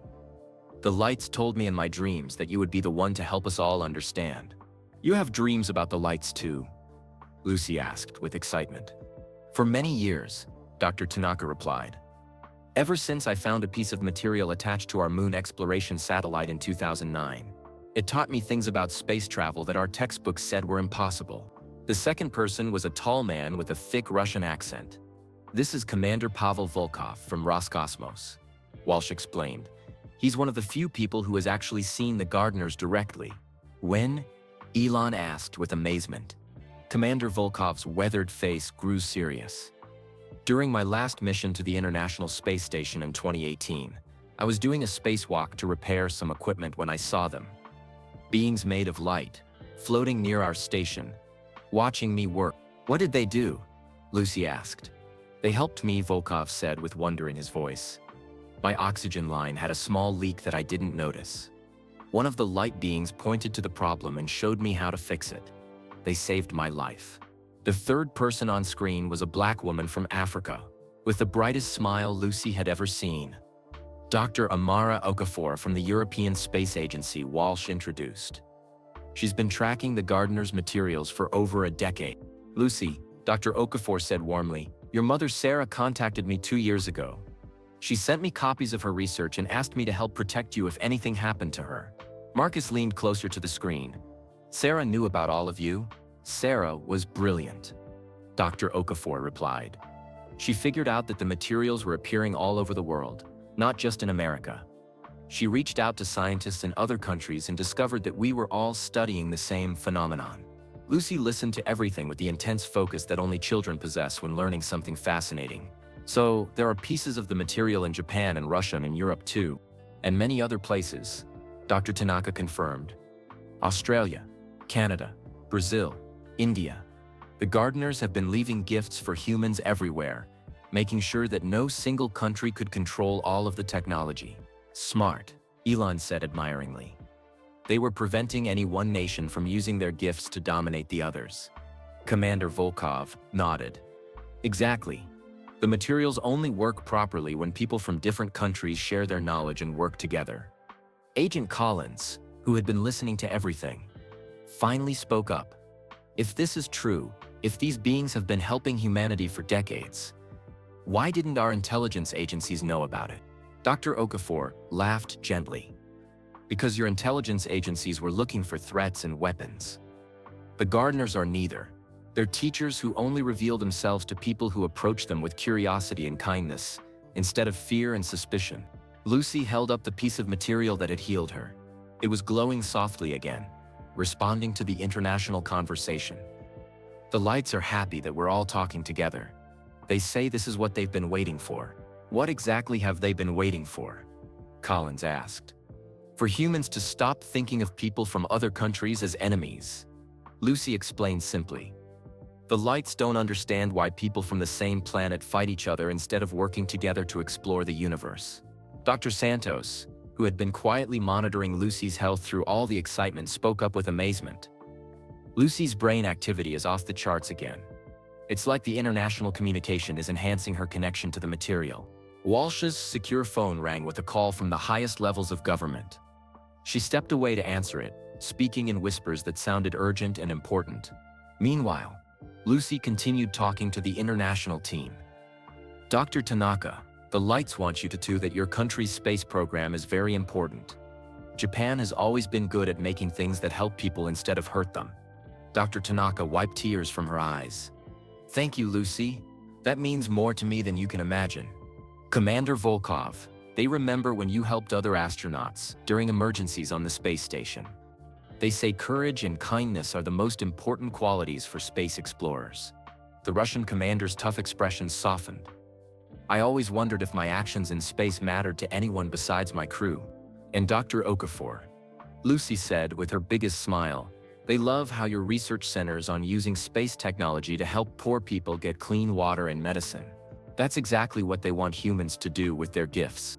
Dr. Okafor clasped her hands together with joy. Lucy, you beautiful child, you understand what took me 20 years to learn. Walsh returned from her phone call, with news that changed everything. I just spoke with the Secretary of Defense and the head of NASA. The gardener's message didn't just appear in hospitals and government buildings. It appeared everywhere. Everywhere? Marcus asked. Every smartphone, every television, every computer screen on Earth. 7 billion people all received the same message at the same time. We come in peace. We wish to help. Agent Collins sat down heavily in a chair. The whole world knows? The whole world knows, Walsh confirmed. And world leaders are calling an emergency meeting of the United Nations. They want Lucy to address the General Assembly. Lucy looked excited but also nervous. That's a lot of people to talk to at once. You don't have to do anything you don't want to do, Marcus assured his granddaughter. Lucy held the material up to her ear, as if listening to whispered advice. The lights say it's time. They say humans are finally ready to learn about all the friends they have among the stars. Friends? Elon asked. Oh yes, Lucy said with the enthusiasm that only children show when sharing wonderful secrets. Earth isn't the only planet with people on it. There are thousands and thousands of worlds with different kinds of intelligent life. They all learn to work together instead of fighting. Now they want to teach us how to join their big family.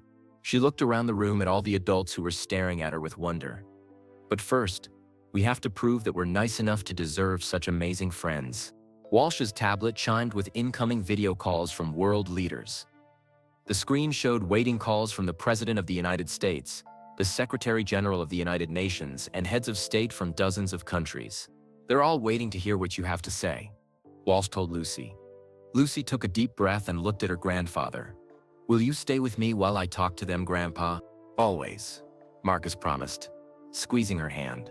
Lucy turned to Elon.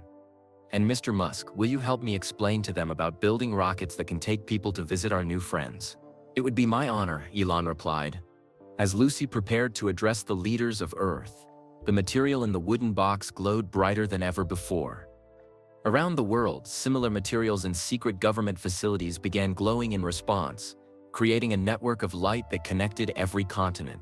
For the first time in human history, Earth was about to speak with one voice to the stars, and that voice belonged to a brave little girl from Houston, who had learned that the universe was much more wonderful and welcoming than anyone had ever dared to imagine. The news trucks and government vehicles outside Houston Children's Hospital created chaos that could be seen from space. But Dr. Walsh had a plan to get Lucy, Marcus, and Elon somewhere safe where they could work without interference. "We're going to move this operation to SpaceX," Walsh announced to the room. "Boca Chica is private property with its own security. The government can't just walk in and take over." Agent Collins nodded in agreement. "After what I've learned today, I think the fewer government agencies involved, the better. Some of my colleagues would try to turn this into a military operation." Dr. Santos looked worried. "But Lucy is still my patient. I can't just let her leave the hospital without proper medical supervision." Lucy giggled from her hospital bed. "Dr. Santos, I'm not sick anymore. Look at your computer screens." Everyone turned to look at Lucy's medical monitors. Every reading was perfect. Better than perfect. Her brain activity, heart rate, blood pressure, everything showed the health levels of an Olympic athlete. "This is impossible," Dr. Santos whispered. "Yesterday she was dying. Today she's healthier than any child I've ever examined." "Will you come with us?" Lucy asked, hopefully. "The lights told me you're a really good doctor, and you want to help children more than you want to follow rules." Dr. Santos made a decision that would change her life forever. "Yes. If there's a chance this technology could help other sick children, then I need to understand it completely." Walsh organized the transfer like a military operation. Government vehicles would escort them to SpaceX's Starship facility in Boca Chica, Texas. The trip would take 4 hours, during which Lucy would have video calls with world leaders from inside a specially equipped mobile command center. "The whole world is watching," Walsh explained, as they prepared to leave Houston. "Every news channel, every government, every scientist on Earth wants to know what the gardeners are offering." As they left the hospital, Elon noticed something strange. Every electronic billboard in Houston was displaying the same peaceful message. Every car radio was playing the same gentle, musical tone. Even people's smartphones were showing star maps and mathematical equations that looked exactly like Lucy's drawings. "They're preparing everyone," Lucy observed from the back of their vehicle, "making sure all humans get the same information at the same time so nobody feels left out." The convoy headed south toward Boca Chica. During the drive, Lucy had her first conversation with the President of the United States. The call was broadcast live to the world on every television network. "Hello, Lucy," President Martinez said from the White House. "The whole country is watching. Can you tell us what these beings want from humanity?" Lucy spoke with the calm confidence of someone much older. "They want to be our friends, Mrs. President. They want to teach us how to take better care of Earth and how to visit other planets safely." "What do they want in return?" "They want us to promise that we'll use their gifts to help each other instead of hurting each other," Lucy explained. "No more wars, no more keeping good technology secret, no more letting people die of sickness when cures exist." "That's a big promise," the president said. "How do we know we can trust them?" Lucy held up the piece of material that had healed her.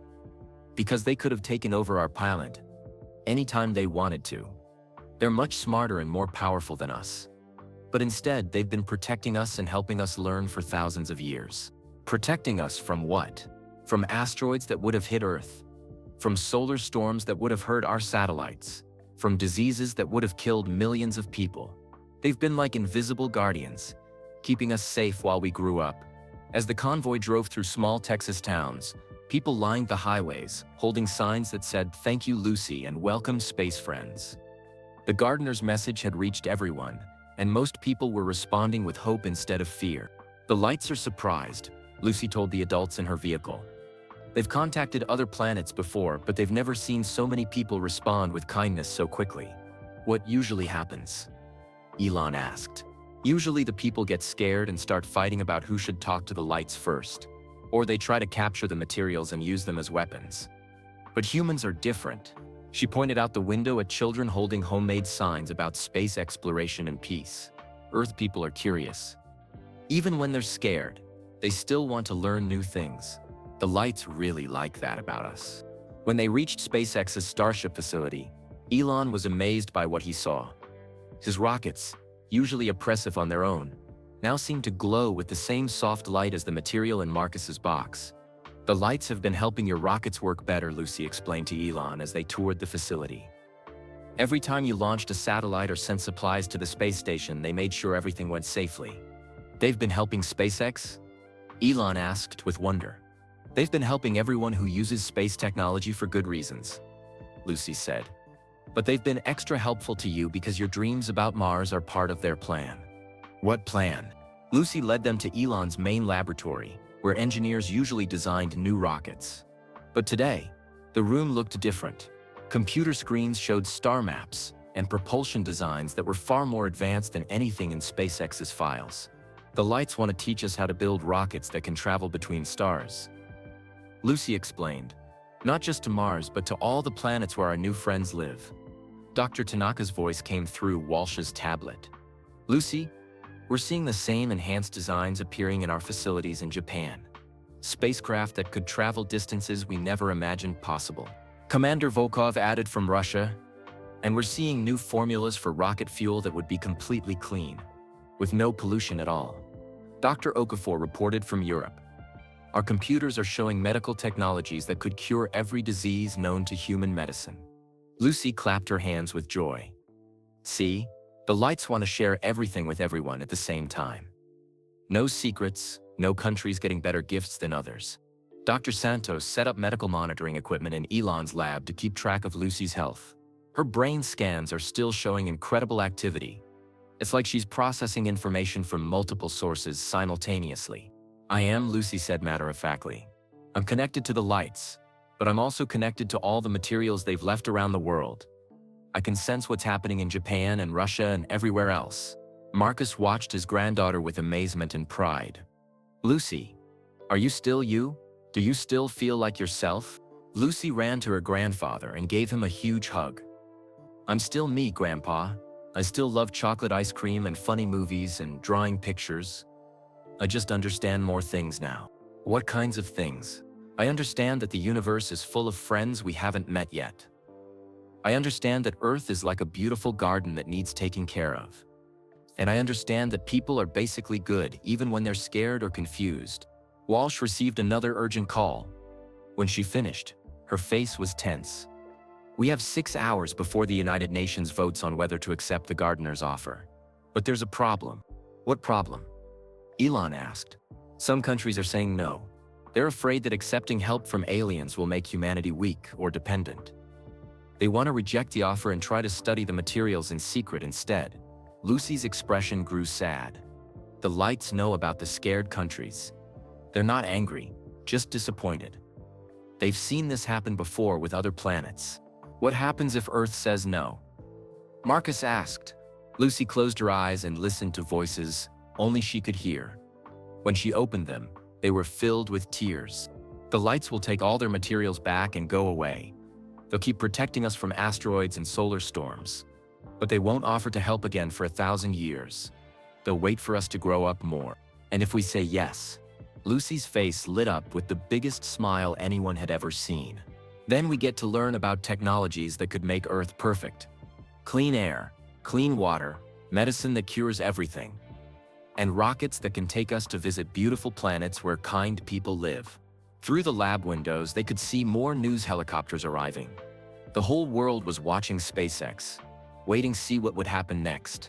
"There's one more thing," Lucy said quietly. "The lights want to talk to everyone on Earth at the same time. Not just government people, but regular people too. Children and grandparents and teachers and farmers. Everyone gets to hear their message and help decide. Walsh stared at Lucy with amazement. A global communication to every person on the planet? At exactly 6 p.m. tonight, Texas time. Lucy nodded. The lights will speak through every television, every radio, every phone, every computer.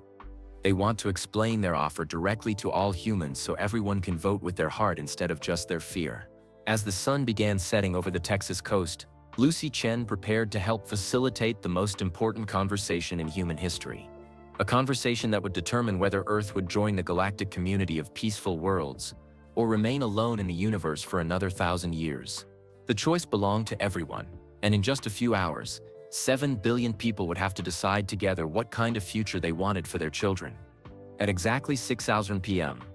Texas time, every electronic device on Earth suddenly went quiet. Televisions stopped showing their regular programs. Radios stopped playing music. Smartphones displayed blank screens with only a soft, warm light. Lucy sat in Elon's SpaceX laboratory, holding the piece of material that had saved her life. Around her, Marcus, Elon, Director Walsh, Dr. Santos, and Agent Collins waited quietly. The international team watched through video calls from their facilities in Japan, Russia, and Europe. "It's time," Lucy whispered. The blank screens around the world began showing the same image, Earth from space, but not as humans had ever photographed it. This view showed Earth surrounded by thousands of gentle lights that moved like living stars, dancing in patterns that were beautiful beyond description. Then a voice spoke. Not from any one device, but from all of them at once. The voice was warm and kind, like a loving parent speaking to a child who had just learned something wonderful. "People of Earth," the voice said in every language at the same time, "we greet you with joy and hope. We are the ones you call gardeners. We have watched your world grow and learn for many thousands of your years." Lucy's eyes glowed softly as she listened. She had become the bridge between humanity and the gardeners, helping to translate their thoughts into words that humans could understand. "We know you have questions," the voice continued. "We know some of you are afraid. This is natural and wise.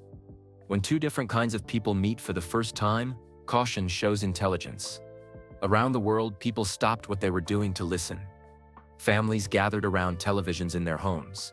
Workers crowded around radios in factories. Children listened on their tablets in schools that had stayed open late for this historic moment. "We want you to know that we come not as rulers but as teachers. Not as conquerors, but as friends who have learned things we would like to share." In the SpaceX lab, Lucy spoke quietly to the adults around her. "They're showing me pictures of other worlds they've helped. Planets where people learned to work together and became happier than they ever imagined possible." "What do those worlds look like?" Marcus asked. "Cities that float in the clouds, powered by clean energy that never runs out. Oceans full of fish and coral reefs that are healthy and colorful. Children who never get sick because medicine can prevent every disease." On screens worldwide, the gardeners showed images of these advanced civilizations. Beings that looked different from humans, but shared the same desires for knowledge, love, and exploration. Worlds where technology served life instead of threatening it. "We offer these gifts to Earth," the gardener voice said. "Knowledge that could heal your sick, clean your air and water, and help you explore the stars safely. But we offer them with one requirement." Lucy's voice joined with the gardener voice as she helped translate their message. "You must agree to work together as one people, not as separate countries fighting for advantage over each other." The images on screens around the world changed to show two possible futures for Earth. In the first future, humanity accepted the gardener's help and transformed Earth into a paradise of clean technology, perfect health, and peaceful exploration of space. In the second future, humanity rejected the offer out of fear. Earth remained alone in the universe, struggling with pollution, disease, and wars, while other worlds enjoyed the benefits of galactic cooperation. "The choice is yours," the gardener voice said, "but it must be made by all humans together. Every nation, every leader, every person must agree. We will not help some while leaving others behind." President Martinez spoke from the White House, her words broadcast to everyone on Earth. "How long do we wait to decide?" Lucy answered for the gardeners. 7 days. Exactly 1 week for every country and every person to think carefully about what they want. What happens during those 7 days? Asked Prime Minister Chen Wei from China. The lights will show everyone on Earth exactly what they're offering. Lucy explained. Every day they'll demonstrate one new technology. Clean energy on Monday. Perfect medicine on Tuesday. Space travel on Wednesday. By Sunday, everyone will understand what's possible.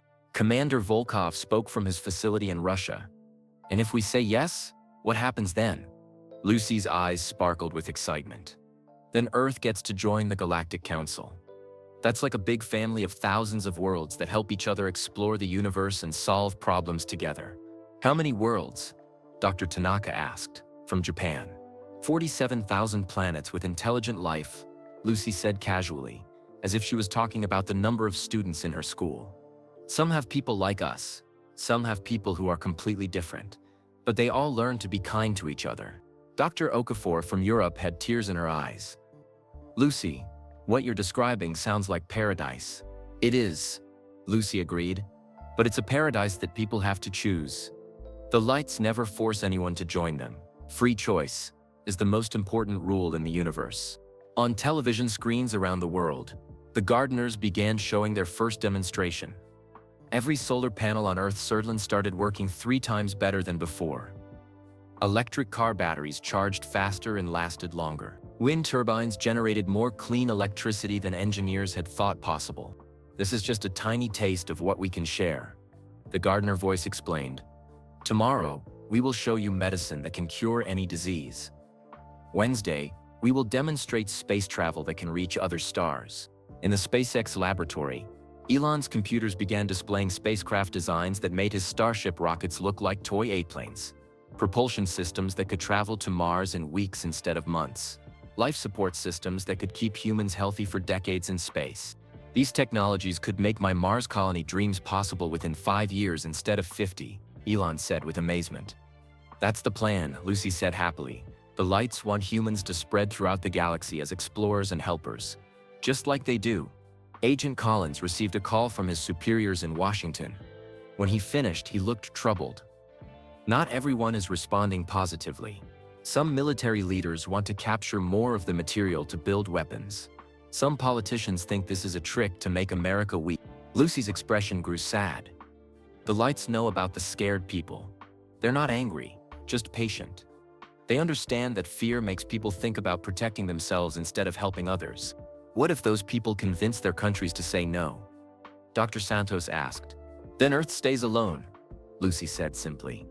The lights will take their materials and go help other planets that are ready to choose kindness over fear. Through the laboratory windows, they could see SpaceX workers gathering outside, looking at their phones with wonder as the gardeners' demonstrations continued around the world. But I don't think that will happen, Lucy added with the optimism that only children possess. I can feel the thoughts and feelings of people everywhere through the material. Most humans want to choose hope. Walsh's secure phone rang with updates from the United Nations. The General Assembly is meeting tomorrow to begin formal discussions. Every country gets to present their position before the vote on Sunday. Lucy yawned, the first sign of tiredness she had shown all day. The lights say I should rest tonight. Tomorrow starts the most important week in human history, and they need me to be strong to help everyone understand. Marcus tucked his granddaughter into a bed that Elon had set up in a quiet corner of the lab. Sweet dreams, Lucy. Dream about all the wonderful friends we're going to meet among the stars. As Lucy fell asleep, the material in Marcus's wooden box continued to glow softly, connected to similar materials around the world. The gardeners were patient, but the next 7 days would determine whether humanity was truly ready to grow up and join the peaceful community of worlds that existed beyond Earth's atmosphere. The most important vote in human history was about to begin. The next morning, Lucy woke up in the SpaceX laboratory feeling more energetic than she had ever felt in her life. The piece of gardener material sat on the table next to her bed, glowing softly like a nightlight that never needed batteries. Good morning, sleepyhead, Marcus said, sitting in a chair beside her. He had stayed awake most of the night, watching over his granddaughter and marveling at how healthy she looked. Morning, Grandpa. Lucy stretched and smiled. The lights showed me so many wonderful things in my dreams. Today is going to be amazing. Around the world, The gardeners had kept their promise. Every television, radio, and computer screen showed the second day of demonstrations. This time, it was medicine. Hospitals everywhere reported the same incredible phenomenon. Patients with cancer found their tumors shrinking. People with diabetes discovered their blood sugar levels becoming perfect. Children with birth defects saw their bodies healing themselves. It's not permanent yet, Lucy explained to the adults gathered around her. The lights are just showing what's possible. If humans choose to accept their friendship, then these healings will become real forever. Dr. Santos watched the medical reports streaming in from around the world with tears of joy. Diseases that we fought for centuries are disappearing right before our eyes. This could end human suffering, but not everyone was celebrating. Agent Collins received updates from his government contacts throughout the morning, and his reports were troubling. Some military leaders are calling this an invasion, Collins told the group. They think the healing demonstrations are a trick to make us dependent on alien technology. What do they want to do? Walsh asked. They want to capture as much of the material as possible and study it in secret. They're arguing that accepting help from aliens would make humanity weak. Lucy listened to this with the serious expression she used when thinking about complicated problems. The lights understand why some people are scared. They've seen it happen before on other planets. What happened on those planets? Elon asked. Lucy picked up her drawing pad and began sketching as she talked. There was a planet called Catherine where people were very smart but also very afraid of each other. When the lights offered to help them, half the people said yes and half said no. She drew a picture of a world divided by a great wall, with one side bright and beautiful and the other side dark and empty. The scared people tried to steal the gardener materials and use them as weapons against their neighbors, so the lights took everything away and left both sides of the planet alone. What happened to Catherine? Marcus asked. The good side learned to work together and eventually built their own technology to join the galactic family, Lucy said, coloring in her drawing. But it took them 500 years. The scared side kept fighting wars until their part of the planet couldn't support life anymore. Dr. Santos shuddered. So the choice really matters. Every choice matters. Lucy agreed, but this choice matters for thousands and thousands of years into the future. Walsh's secure tablet showed her updates from the United Nations headquarters in New York. The debates are intense. 28 countries support accepting the Gardner offer. 65 countries are opposed or undecided. What are the opposed countries worried about? Elon asked. Loss of sovereignty, dependence on alien technology, and fear that other nations might get advantages, Walsh read from her reports. Basically, the same fears that have driven human conflicts for centuries. Lucy set down her drawing and looked directly at the video screen showing the International Starlight Team. Dr. Tanaka, Dr. Okafor, Commander Volkov. The lights want to show everyone something special today. What? Dr. Tanaka asked from Japan. They want to show the scared people exactly what happened to planets that chose fear instead of friendship.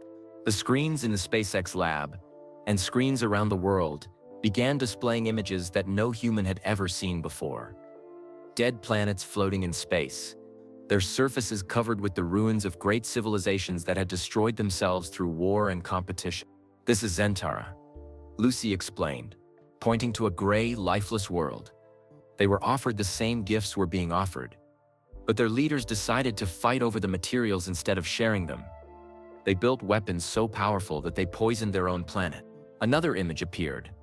A beautiful world covered in blue oceans and green continents. And this is Verdania.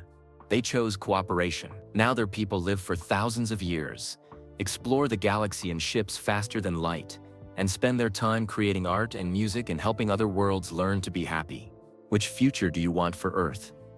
The Gardner voice asked, speaking through every device on the planet simultaneously.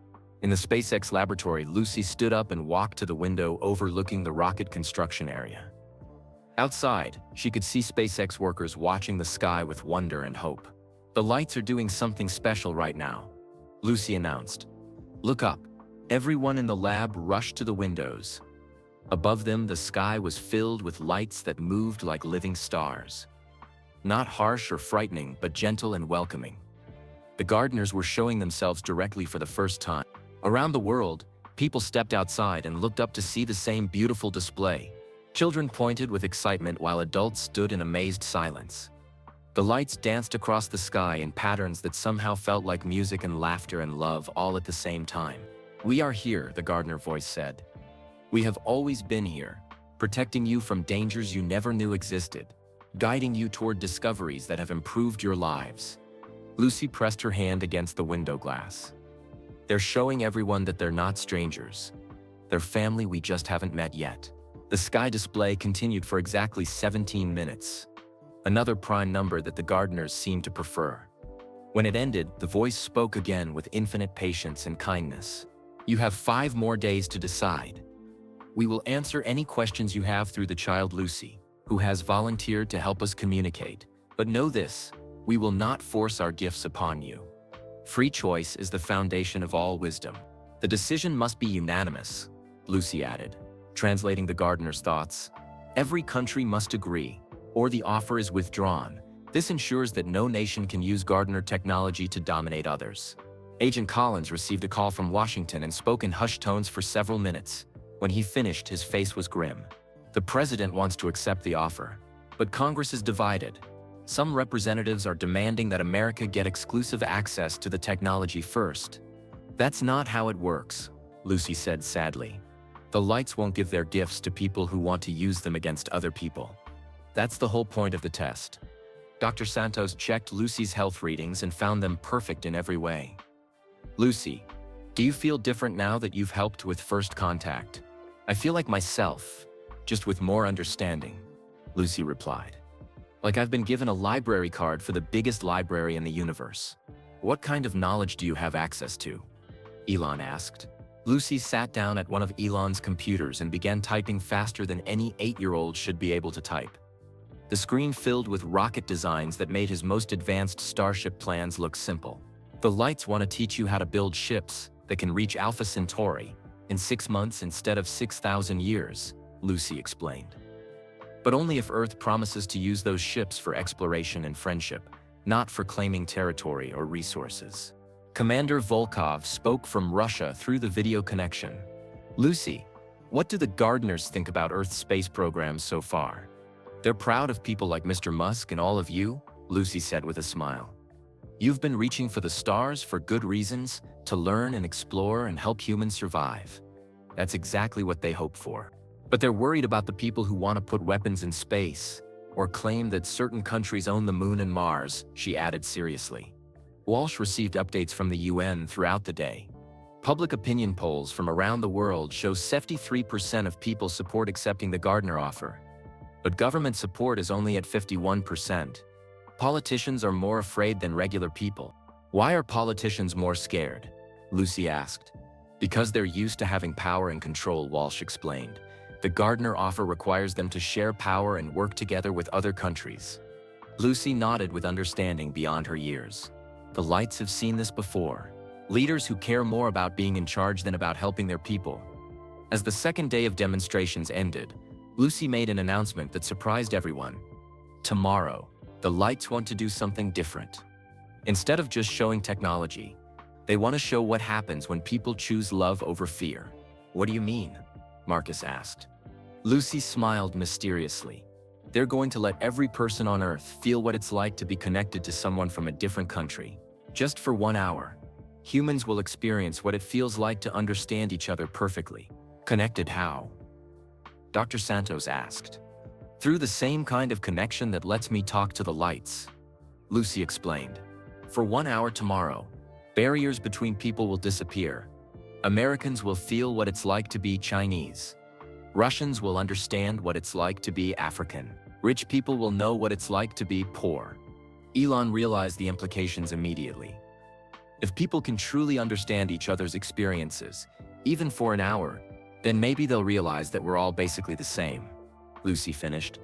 "All wanting the same things: health, happiness, safety for our children, and hope for the future."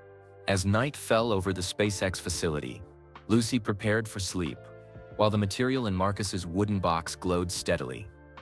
Around the world, 7 billion people went to bed, knowing that tomorrow would bring an experience unlike anything in human history. An experience that would test whether humanity was truly ready to see through each other's eyes and choose cooperation over competition. At exactly noon on Wednesday, the third day of demonstrations, something happened that had never occurred in human history. Every person on Earth suddenly felt what it was like to be someone else. In the SpaceX laboratory, Lucy sat quietly with the glowing material in her hands, helping the gardeners create connections between 7 billion minds. Her eyes were closed in concentration, but she was smiling peacefully. "It's starting," she whispered. Elon suddenly felt a wave of emotions that weren't his own. For 1 hour, he experienced life through the eyes of a farmer in Kenya who worried about feeding his children during drought seasons. He felt the hopes and dreams of a teacher in Bangladesh who worked 3 jobs to buy books for her students. He understood the fears of a fisherman in Peru who watched the ocean change as climate made his traditional fishing grounds disappear. Marcus experienced what it felt like to be a young mother in Syria, protecting her baby from war while dreaming of a safe place to raise her family. He felt the determination of a scientist in Antarctica, studying ice cores to understand how Earth's climate was changing. Dr. Santos suddenly understood the daily struggles of a doctor in rural Mexico, treating patients with limited supplies while wishing for better medicine to save more lives. Agent Collins felt what it was like to be a factory worker in Detroit, who had lost his job but still believed in American dreams of prosperity for everyone. Director Walsh experienced the thoughts of a military leader in India who wanted to protect his country but also hoped for a world where armies weren't necessary. Around the globe, similar connections happened everywhere. Rich people felt what it was like to be poor. Poor people understood the responsibilities and pressures that came with wealth. People from different religions experienced each other's faith and devotion. Citizens from countries that were enemies suddenly felt each other's love for family and home. In Beijing, Prime Minister Chen Wei felt the patriotic love that Americans had for their country and realized it was identical to his own love for China. In Moscow, President Petrov experienced the hopes that African leaders had for their people's future and understood they were the same hopes he had for Russia. In Washington, President Martinez felt the determination of European leaders to build a better world for their children and knew it matched her own determination for American children. The empathy experience lasted exactly 1 hour, just as Lucy had promised. When it ended, the world was forever changed. Lucy opened her eyes and looked around the SpaceX lab. All the adults were crying, not from sadness, but from understanding. "How do you feel?" she asked gently. "Like I've been blind my whole life and can suddenly see," Elon whispered. He understood now why the gardeners had been so patient with humanity. People weren't naturally cruel or selfish. They were just scared and isolated from each other. "The lights call it the hour of understanding," Lucy explained. "They do it with every planet before offering their final gifts. It helps people realize that everyone wants the same basic things." Marcus wiped tears from his eyes. "Lucy, that was the most beautiful thing I've ever experienced.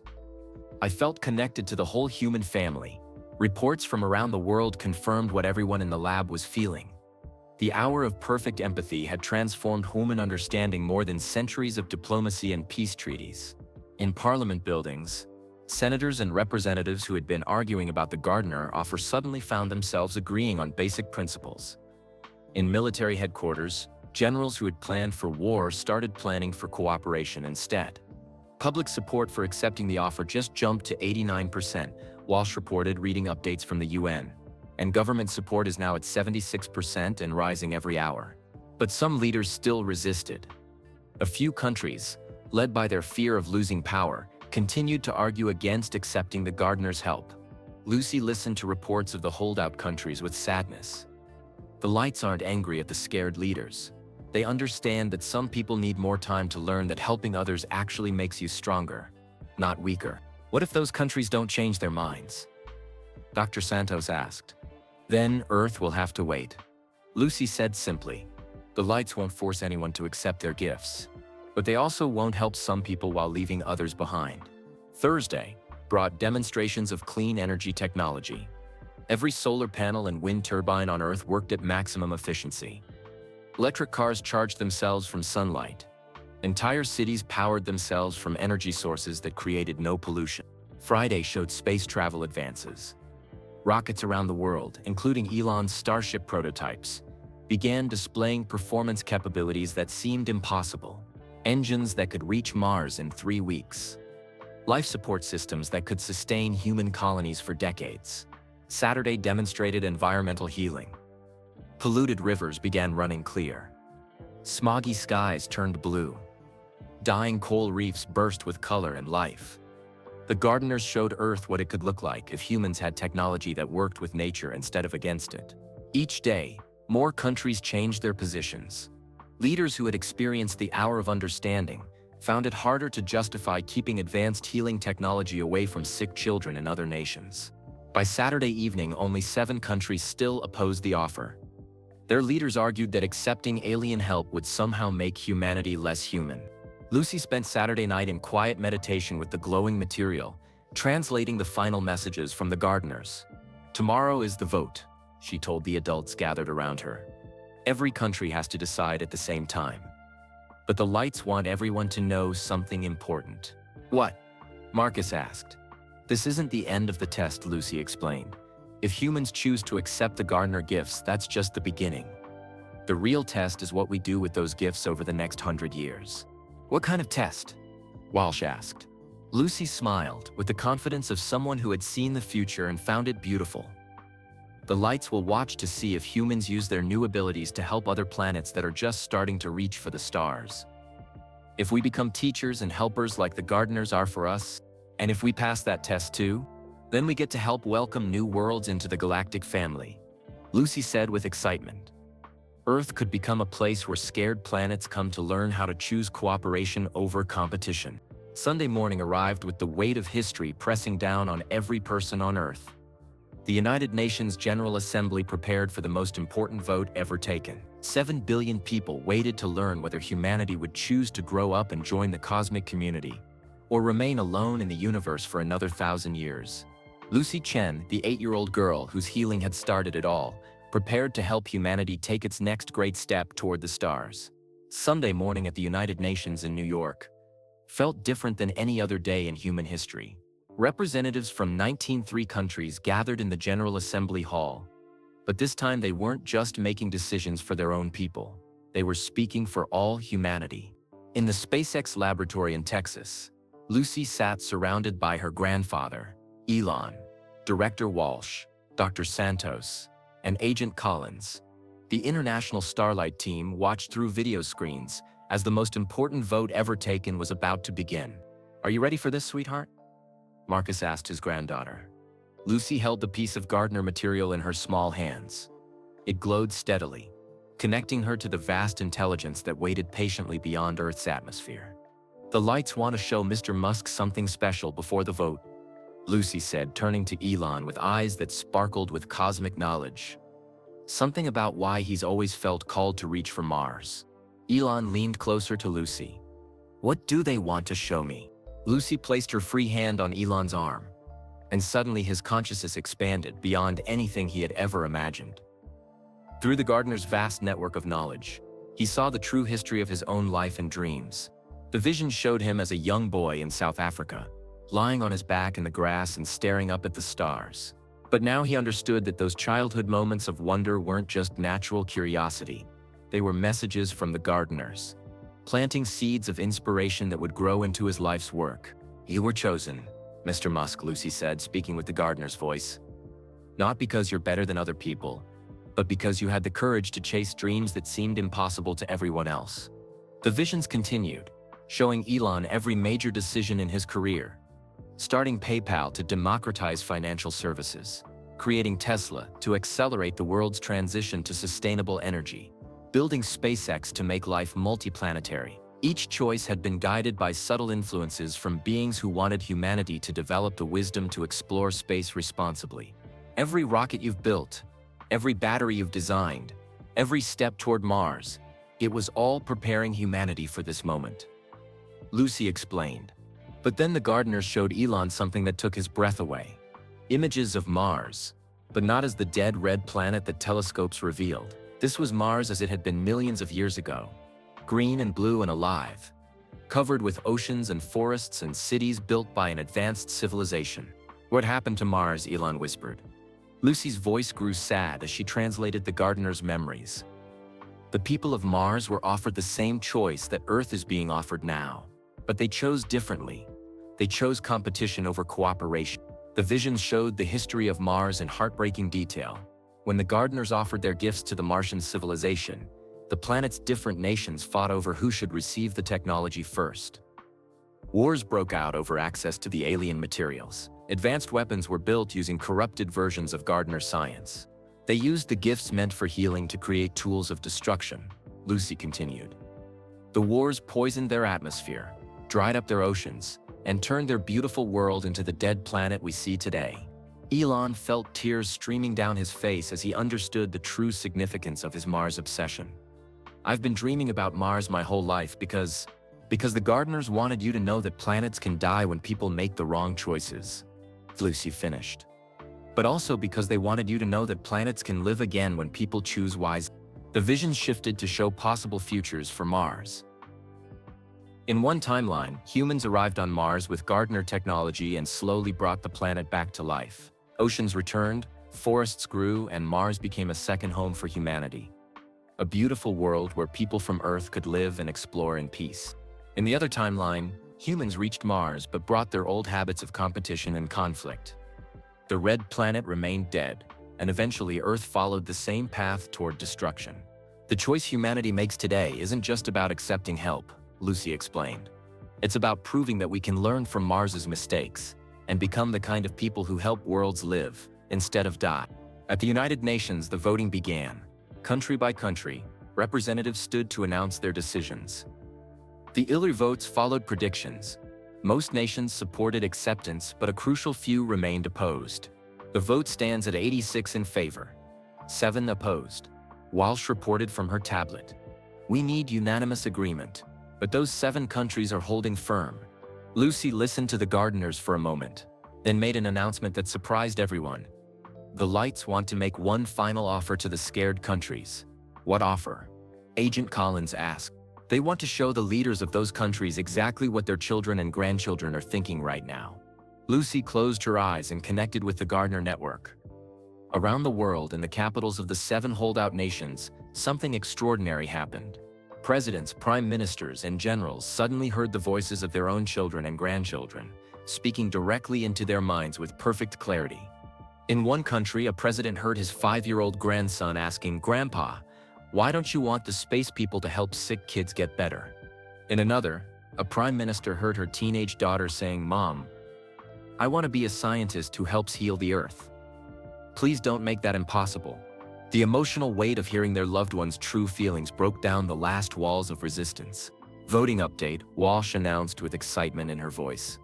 19 countries now support acceptance. Only 1 country remains opposed. Lucy opened her eyes and looked directly at Elon. The Lights have one more thing to show you. The most important thing of all. She placed both hands on the gardener material, and Elon saw a vision that revealed the ultimate truth about his life's purpose.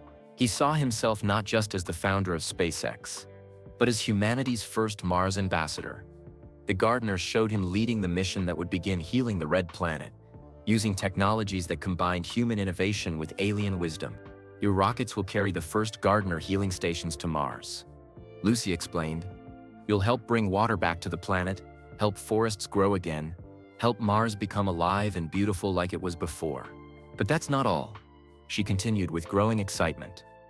The Lights want Earth and Mars to work together to help other worlds, planets throughout the galaxy that are facing the same choice we're facing now. The vision expanded to show Elon and Lucy, older now, traveling together to distant worlds in ships that moved faster than light. They would serve as Earth's representatives to the Galactic Council, helping scared civilizations understand that cooperation led to wonders beyond imagination. We'll be like space teachers, Lucy said happily, helping other planets learn that being different doesn't mean being enemies. Agent Collins received the final vote count from the UN. His hands shook as he read the results aloud. 19 countries in favor of accepting the gardener offer. 0 countries opposed. The room erupted in cheers and tears of joy. The last holdout nation had changed its vote after their leader heard his own children begging him to choose hope over fear. Humanity has spoken, Walsh announced officially. Earth chooses cooperation. The moment the vote was confirmed, Every piece of Gardner material around the world began glowing brighter than ever before. The healing technologies that had been temporary during the demonstrations became permanent. Sick children in hospitals suddenly found themselves completely healthy. Polluted rivers ran clean. The air in smoggy cities became pure and fresh. Lucy stood up and walked to the window overlooking the SpaceX rocket construction area. Outside, the massive Starship rockets were transforming before their eyes, becoming sleeker and more beautiful as Gardner technology enhanced their design. "The lights are so happy," Lucy said with pure joy. "They say Earth passed the test better than most planets do. We chose cooperation faster than they expected. What happens now?" Marcus asked. Lucy turned to face everyone in the room, her young face glowing with wisdom and hope. "Now we get to learn. The lights will teach us everything. How to heal any sickness, how to clean up our planet, how to build rockets that can visit our new friends among the stars." "And the bigger picture?" Elon asked, though he already knew the answer from his visions. "Earth becomes a teaching world," Lucy said proudly. "A place where scared planets can come to learn how people who were once divided can choose to work together. We get to help other civilizations make the same choice we just made." Dr. Santos checked her medical equipment one final time and smiled with satisfaction. "Lucy's health readings are perfect. She's not just healed, she's enhanced in ways that will help her serve as Earth's ambassador for decades to come." As the sun set over the SpaceX facility, Lucy Chen looked up at the evening sky where the Gardner lights danced in celebration. The 8-year-old girl who had been dying just 1 week ago was now humanity's bridge to a universe full of friends they had never known existed. The desperate knock at 3:14 a.m. had saved more than one child's life. It had saved the future of human civilization itself, opening the door to wonders that would make Earth a beacon of hope among the stars. 3 months after the United Nations vote that changed everything, Lucy Chen stood on the observation deck of SpaceX's newest facility in Boca Chica, Texas. The building was unlike anything humans had built before. A perfect blend of Earth engineering and Gardner technology that seemed to glow with its own inner light. Below her, the first Mars healing mission was preparing for launch. 3 Starship rockets stood ready on the launch pads, but these weren't the same rockets Elon had built months earlier. Enhanced with Gardner technology, they were sleeker, more beautiful, and capable of reaching Mars in just 18 days, instead of 9 months. "Are you excited about going to Mars?" Dr. Santos asked.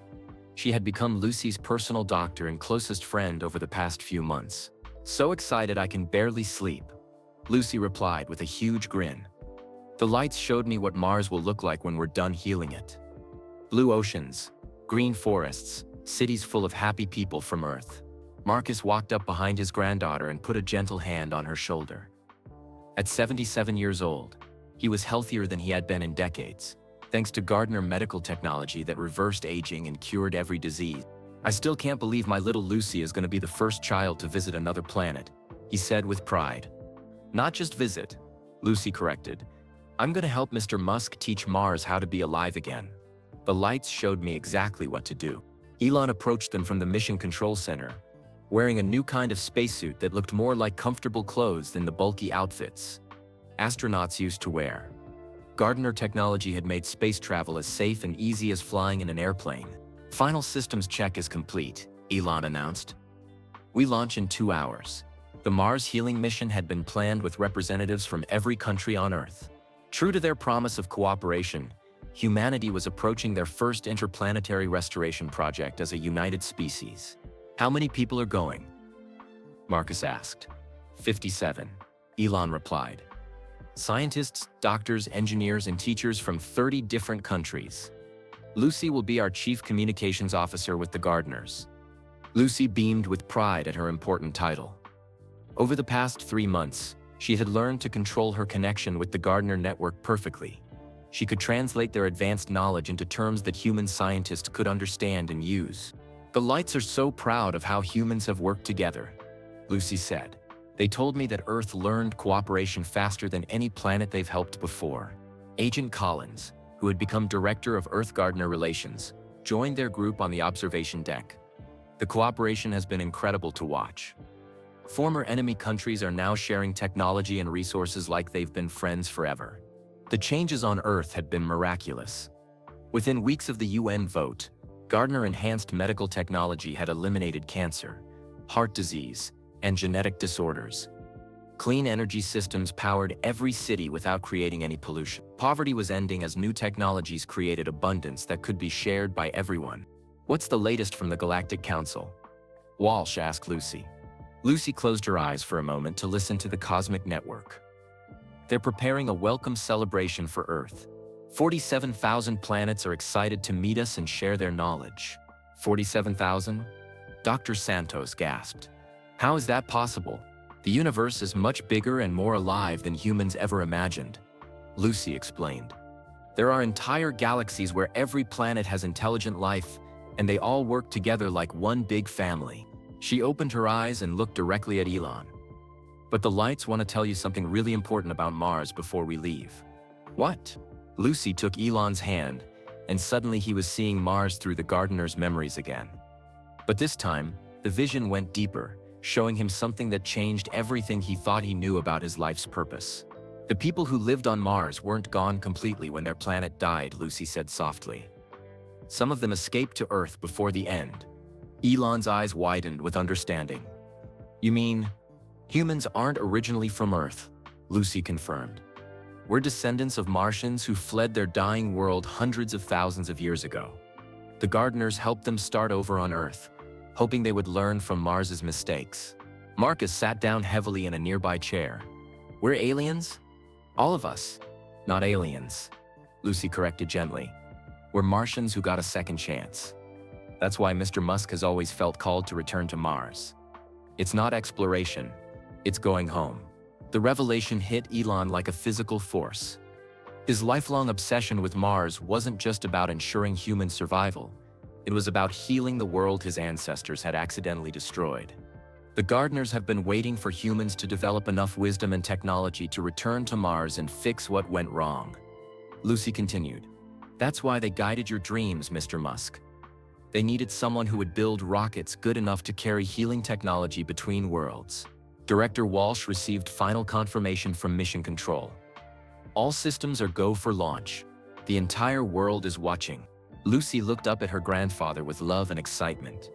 "Grandpa, thank you for knocking on Mr. Musk's door that night. If you hadn't been brave enough to ask for help, none of this would have happened." Marcus hugged his granddaughter tightly. "All I wanted was to save your life, sweetheart. And by saving my life, you saved everyone's life," Lucy said. "The lights told me that if I had died, they would have waited another 1,000 years before offering to help humanity again." As they walked toward the launch pad, Lucy made one final revelation that brought everything full circle. "The time 3:14 a.m. wasn't an accident, Grandpa. 3:14 represents pi, the number that appears everywhere in the universe. It's the mathematical symbol that connects all intelligent life." "You mean the gardeners chose that time? They guided you to knock at exactly the right moment," Lucy explained. "When the connection between Earth and their network was strongest. When I was ready to be healed and become their translator." The countdown for launch began as millions of people around the world watched on their screens. Children who had been sick just months ago were now healthy and strong. Cities that had been polluted were now clean and beautiful. Countries that had been enemies were now partners in the greatest adventure in human history. 10, 9, 8. The countdown continued. Lucy strapped herself into her seat aboard the lead starship, next to Elon and the international team of Mars restoration specialists. The piece of gardener material rested safely in a special container, ready to begin healing humanity's original homeworld. 3, 2, 1, launch! The rockets lifted off with perfect precision, carrying humanity's healing mission toward Mars. As Earth fell away below them, Lucy looked out at the stars and saw the gardener lights dancing in welcome. "We're going home," she whispered to Elon. And across the cosmos, 47,000 worlds celebrated as Earth took its first steps toward joining the galactic family of peaceful civilizations. Marcus Chen's desperate knock at 3:14 a.m. had indeed changed everything. One grandfather's love for his dying granddaughter had opened the door to humanity's cosmic destiny, proving that sometimes the smallest acts of courage can transform the entire universe. That was the end of Marcus Chen's incredible journey from desperate grandfather to cosmic catalyst. A simple knock at 3:14 a.m. became humanity's gateway to the stars, proving that love and courage can literally change the universe. We'd love to know, where are you listening from right now? Are you in your car? At home? Maybe walking under the same stars that Lucy and Elon now explore? Drop a comment and let us know your location. If this tale of hope, healing, and humanity's cosmic destiny moved you, please hit that like button. Your support helps us create more content that celebrates the power of human connection and the wonders that await us among the stars. Don't forget to subscribe to the channel for more amazing tales that blend real science with boundless imagination. We're constantly crafting narratives that inspire, uplift, and remind us that our greatest adventures are still ahead. And here's the most important part. Share this with your friends and family.